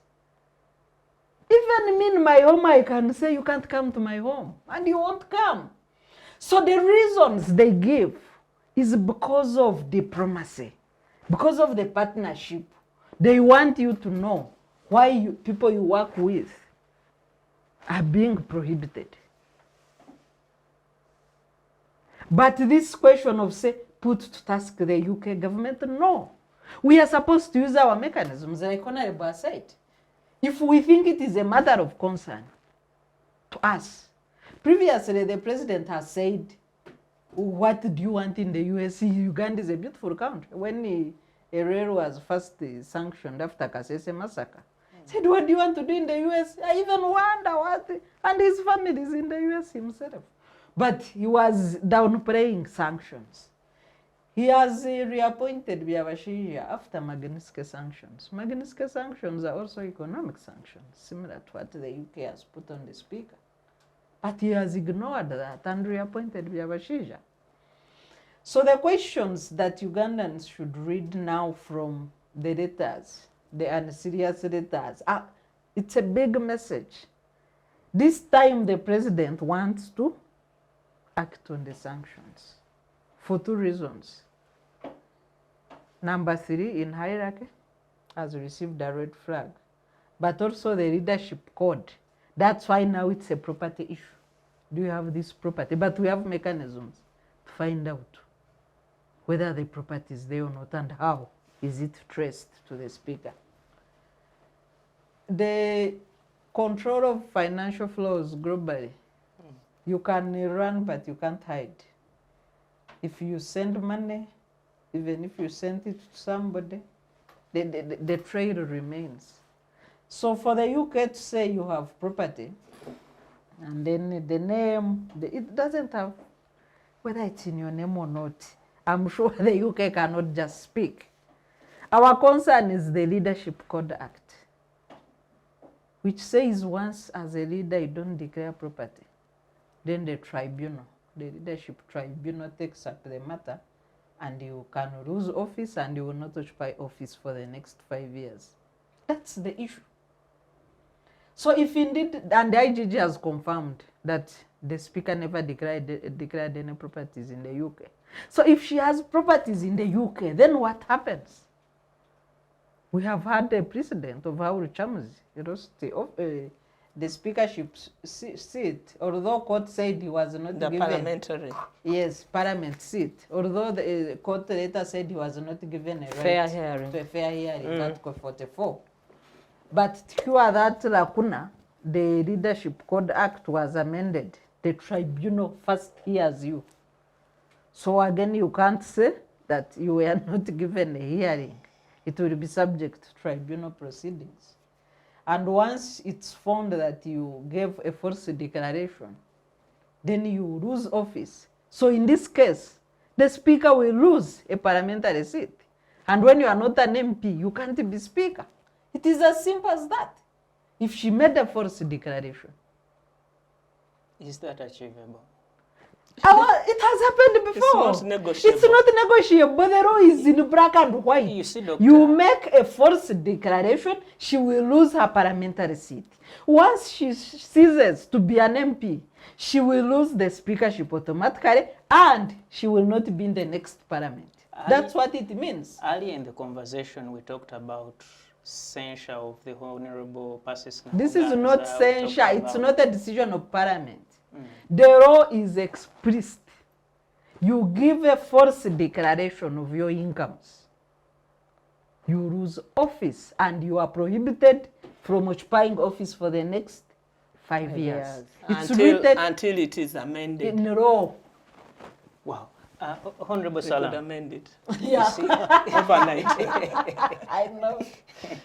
Honorable Salaamu. Yeah. Everything we talk about here now is challenges in the leadership center. At the presidency, you talk about it, Doctor just says the letters are not presidential. The speaker is, first of all, involved in corruption allegedly, then denying and accepting. How do we correct the mess at the leadership level in this country? Well, the mess is not by accident. You can track it. How do people become members of parliament? Formation. People shoot into leadership. There's a lot of illegitimate people in parliament. They were just declared. They never won. So even the break between the people being served and themselves, there's a breakdown Of the social contract. of the social contract. But that is not the biggest problem. The biggest problem is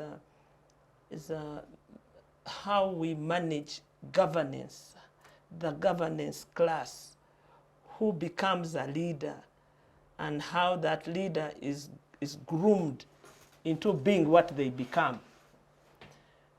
In the past, you wouldn't become a speaker unless you've been a chair of the Legal and Parliamentary Committee.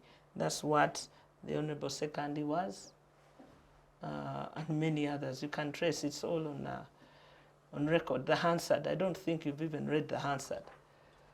And there was a track you could read onto the pool of people that could become.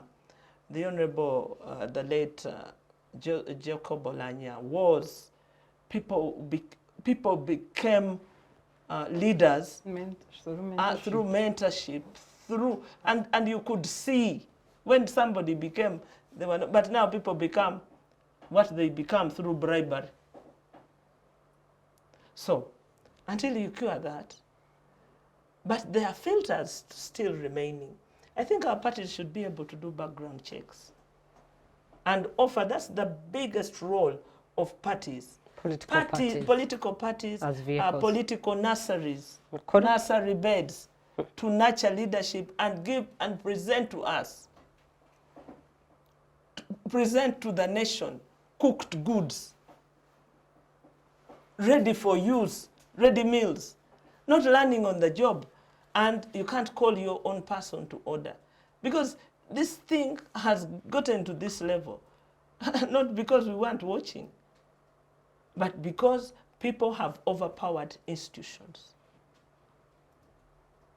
People have overpowered institutions, and institutions have also become warped. They're just people who occupy even those positions in institutions don't know their responsibility to the nation, leave alone to the parties. So now that we have sanctions in place, I don't think this country should worry about sanctions. If they tell you that you can't trade with the US, trade with Uganda. If you can't trade with Dubai, it's okay. If your family cannot study in the UK and in the US, in any case, you are the speaker. You make the universities function. So you can go to UCU. You can go to which other universities are here? KIU. KIU. You can go there here. You see? And if your disclaimer is that all you need is a visa to Bukedea and to Biende, it's okay. In fact, I was wondering why it was reported that government and UK are discussing sanctions. I mean, the person who has been sanctioned has no problem with that. They don't want to go there. Find something else. You cannot occupy an entire government on sanctions because they've not sanctioned parliament. They've not sanctioned the country. Remember, Zimbabwe was sanctioned for a long time. I remember flying Air Zimbabwe from Harare to Livingstone. And the pilots were fantastic. They were ladies. They were flawless in landing. So I pipped to say thank you. And what I saw in the cockpit, if I'd seen it before I sat, I would never have sat in that plane. If you remember the taxis where they join wires, that's the skill that sanctions had bestowed on these pilots. They could fix wires and bypass the parts. And if you didn't look in the cockpit, you would never know that they were just adding wires and you were curling an aeroplane and to land it safely. So countries that have suffered sanctions, that have found ways of going around to building their own capability. When South Africa was sanctioned and all our passports read that you can travel the world except South Africa, they developed their biggest pharmaceutical capability. I'm sure that sanctions will help us build internal mechanisms of correction, self-correction. I don't think that Kale Kaihura has been the same since he was sanctioned. He died. His spirit died. No. So sanctions are not a joke if you are honest to yourself. But if you are saying... Just to add, Justice Mchiwi, whose pictures have gone viral on a border purchasing home, matoke, the rest, he was sanctioned. That's the impact of sanctions. So, but it is sad because a speaker is number 3. When a speaker is sanctioned, it means the country has been sanctioned. Because there's no arm of government. Because there's no other parliament. She's the head of arm of government. There's no other parliament in this country. Yeah. There's one. She can. So if you sanction the head, you have sanctioned the institution. Well, thank you. Major Awich, you are Director External Affairs at the NRM. Your officials are being sanctioned. Ministers, USA, UK, UAE. What are you doing about this? I'm talking to them. Thank you. I'm talking to them to To You're resign. talking to who? To the other governments, To do what? not to continue sanctioning. And maybe And that is job external Yeah. relations. No, Sarah knows I was in the US a few weeks back. Oh, I went you- to so the you were State negotiating. Department, I was in the You were pushing back I on flew sanctions. and Eh? crossed over to Yeah. Canada. I met government. You are pushing back. Met Eh? the government of Canada and UK and German and Denmark. I was with the General Gigi Odong and the Secretary General. So I'm not sitting. We are talking. The conversation is ongoing. But what I wanted also to clearly say But is let me ask before you proceed, as you go to meet these governments, why don't you address the issues they are sanctioning your people for? we address. You want me to put bare what we have discussed here? No, corruption is fought in the public. No, we have discussed, trust it. I have been doing it, you know. I've missed some of these debates because I'm out for that. So it is a work in progress. But I just want to say, sanction is not a joke and it's not something to experience. The way sanctions are enforced is serious. And sanctions are well thought out things. Let me tell you, for a government or even UN to do something like that, they award a contract to a professor of Harvard University, for example, or a professor of London School of Economics. Okay? This guy develops this, it is given to government owns it, and it is not a joke. People think it's just pronounced. It's professional. It is very professional. Yeah. It is a product derived by an expert. Government simply adopts it. For example, I like giving this example. I was in Geneva at a high level, elected by General Assembly in New York, 193 countries, among the 9 citizens of the world to preside over human rights matters in Geneva. I did it for 8 years. Now, one time, they told us to do security training on your laptop because UN had found that people were dying because of laxity in training. Simple thing like when you are running, jogging, please don't run leaving the car behind you because you don't know the mindset of these people who are coming. Some of them, as they woke up in the morning, driving out of his gate with his Land Cruiser, they found a concubine with 2 children, said, "Kwata banayo." So the man is driving, his head is not working, he knocks you. So run the opposite side. Simple thing. I ignored it. I came to Uganda. I stayed. So time came for going back. I expected an air ticket. I ran Geneva. They said, "Sir, have you done security training?" The ticketing people were my friends. I said, "No, I'm going to do it when I come back." I said, "No, sir. You can't. You have to do the security training." Because the training is done in such a way that when you do and pass, the computer prints and generates a number. This number is tied to your system, your checks, your air ticket, your salary, anything. So, because they don't want to run with you, please do security training, please do security training. They just tied such a thing. So, even if I had a wife in the air ticket, he'll just say, "What do I do? My hands are tied. Please just do the security training." So, and you cannot tell, for example, in the case of UK, many of the banks and the institutions, these guys have shares, including the Land Rovers you have. So once they do it, you are really tied everywhere. You may not be able to even to buy me a Land Rover or access Stanbic Bank because many of these, they have shares in many of these. Because like Sarah says, they're saying, "Don't come to my home." They're even saying, "Don't come to my bank." And once he has a share, it is his bank. Yeah. Don't come to it.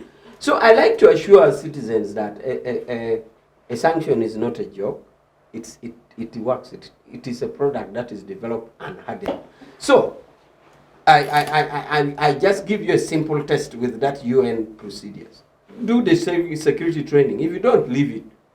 But where will you get your ticket? Where will you get your check? Where will you get to a bank? Where? Nothing. Can't even rent a house. So nothing. Yeah. So now we are for us as a party, we are talking more so because we do think that part of the formation of the views and the opinions are based on information supplied by our counterpart. No FDC, many of our actors always in the corridors of State Party, in the corridors of House of Commons, House of Lords, in the corridors of the Parliament of European Union in Brussels. We know them. So we also think that repeated lies appear like the truth, especially if they are telling falsehood. If they're telling the truth, there's no problem. But especially area of corruption, because corruption is a matter of figures. You have either taken 10 million shillings or not is known. So what will I defend as Awich? Because I'm NRM, the figures speak for itself. But there are other falsehood. And falsehood, repeated lies appears like the truth. If you woke up and you said you are Salaamu, even if you have not produced twins, 2025 they will call you Salaamu. So we also try to engage and put our part of the story to make it clear. But when it is figures which you can't defend, we always resort to the truth. Now, I think the debate now is not whether or not Uganda is saying UK is wrong in sanction. As Sarah says, it's under the law of UK. What is the citation of the law? The Global Anti-Corruption Act. It is a UK law. They are free to implement it their way, even with no right of fair hearing. So the issue now is not that Uganda is challenging UK in imposing sanctions. The issue, as Sarah says, is we just want to see our part of the bargain, the violations to our own law. That is the leadership code. But otherwise, there is no further negotiation, or you can't even negotiate, or whether UK should do this. If you want to plead for lifting, then that is another procedure. But I don't think under the law, if you have to, because they have done it under the law, the provision is lifted, is provided for in their law. So right now the issue is not, Museveni repeated letters is not to seek for lifting of the sanction. Museveni, especially the last one, is to see any culpability within our own law. And I also like to agree that true parties are nurseries for leadership.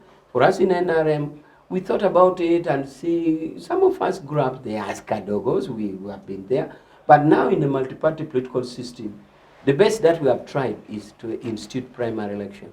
And you know that our primary election is as tough as the rest. Beyond that, we have really not yet come up with a concrete way of nursery developing. We have a youth wing, we have NRM youth wing, but we don't think it is as good as other youth wing, like for example ANC. At one time ANC has a good youth wing. The Communist Party of China. Even Tanzania. Even CCM. Even CCM. So I don't think we have reached that level, but it's a direction to go. But so far now the nearest we do is primary. And we think during primary we would have picked the best. But the even struggle before continues. primaries, there must be background checks to be eligible. Eligibility. Well, we send out for eligibility. Yes, we do. We send. Before they come, we try to send out eligibility. But even the eligibility is kind of uniform because, first of all, the eligibility is that you must meet the requirement as per national law. Okay, that is done. Then what? There must be another filter level. So for us, it's work in progress. Good character, do I what? can assure you there are strong parties in nursery keeping. ANC in South Africa, CCM of Tanzania, Communist Party of China.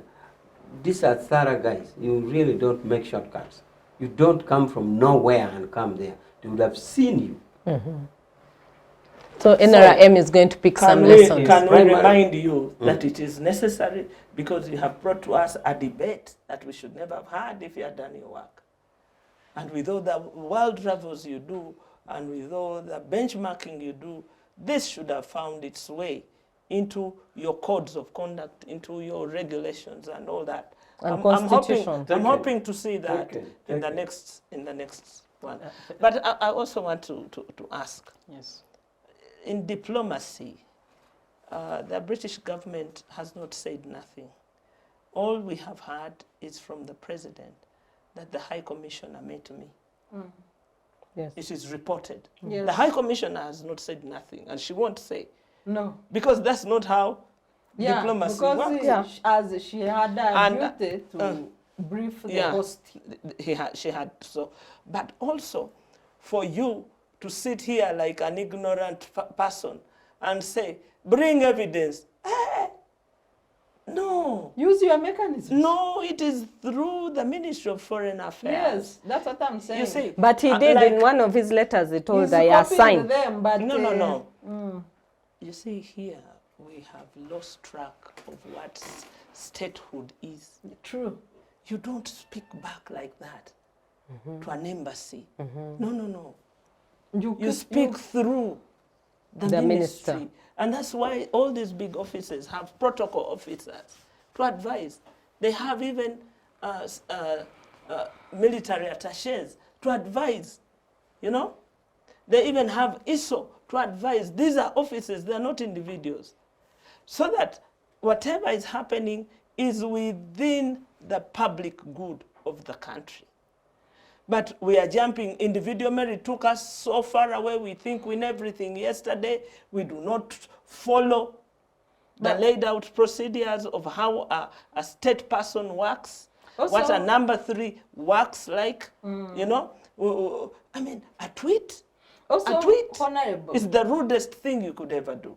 Honorable, in addition to what you're saying, instead of the president, flooding a country with the letters, he should instruct his institutions. FIA, get me this detail. Interpol, get me these details, or work with your colleagues. Scotland Yard. Do you know why he's doing that? Politics. No. His institutions should have been able to warn him early, before even this. Now that they did not, he's got to do it himself.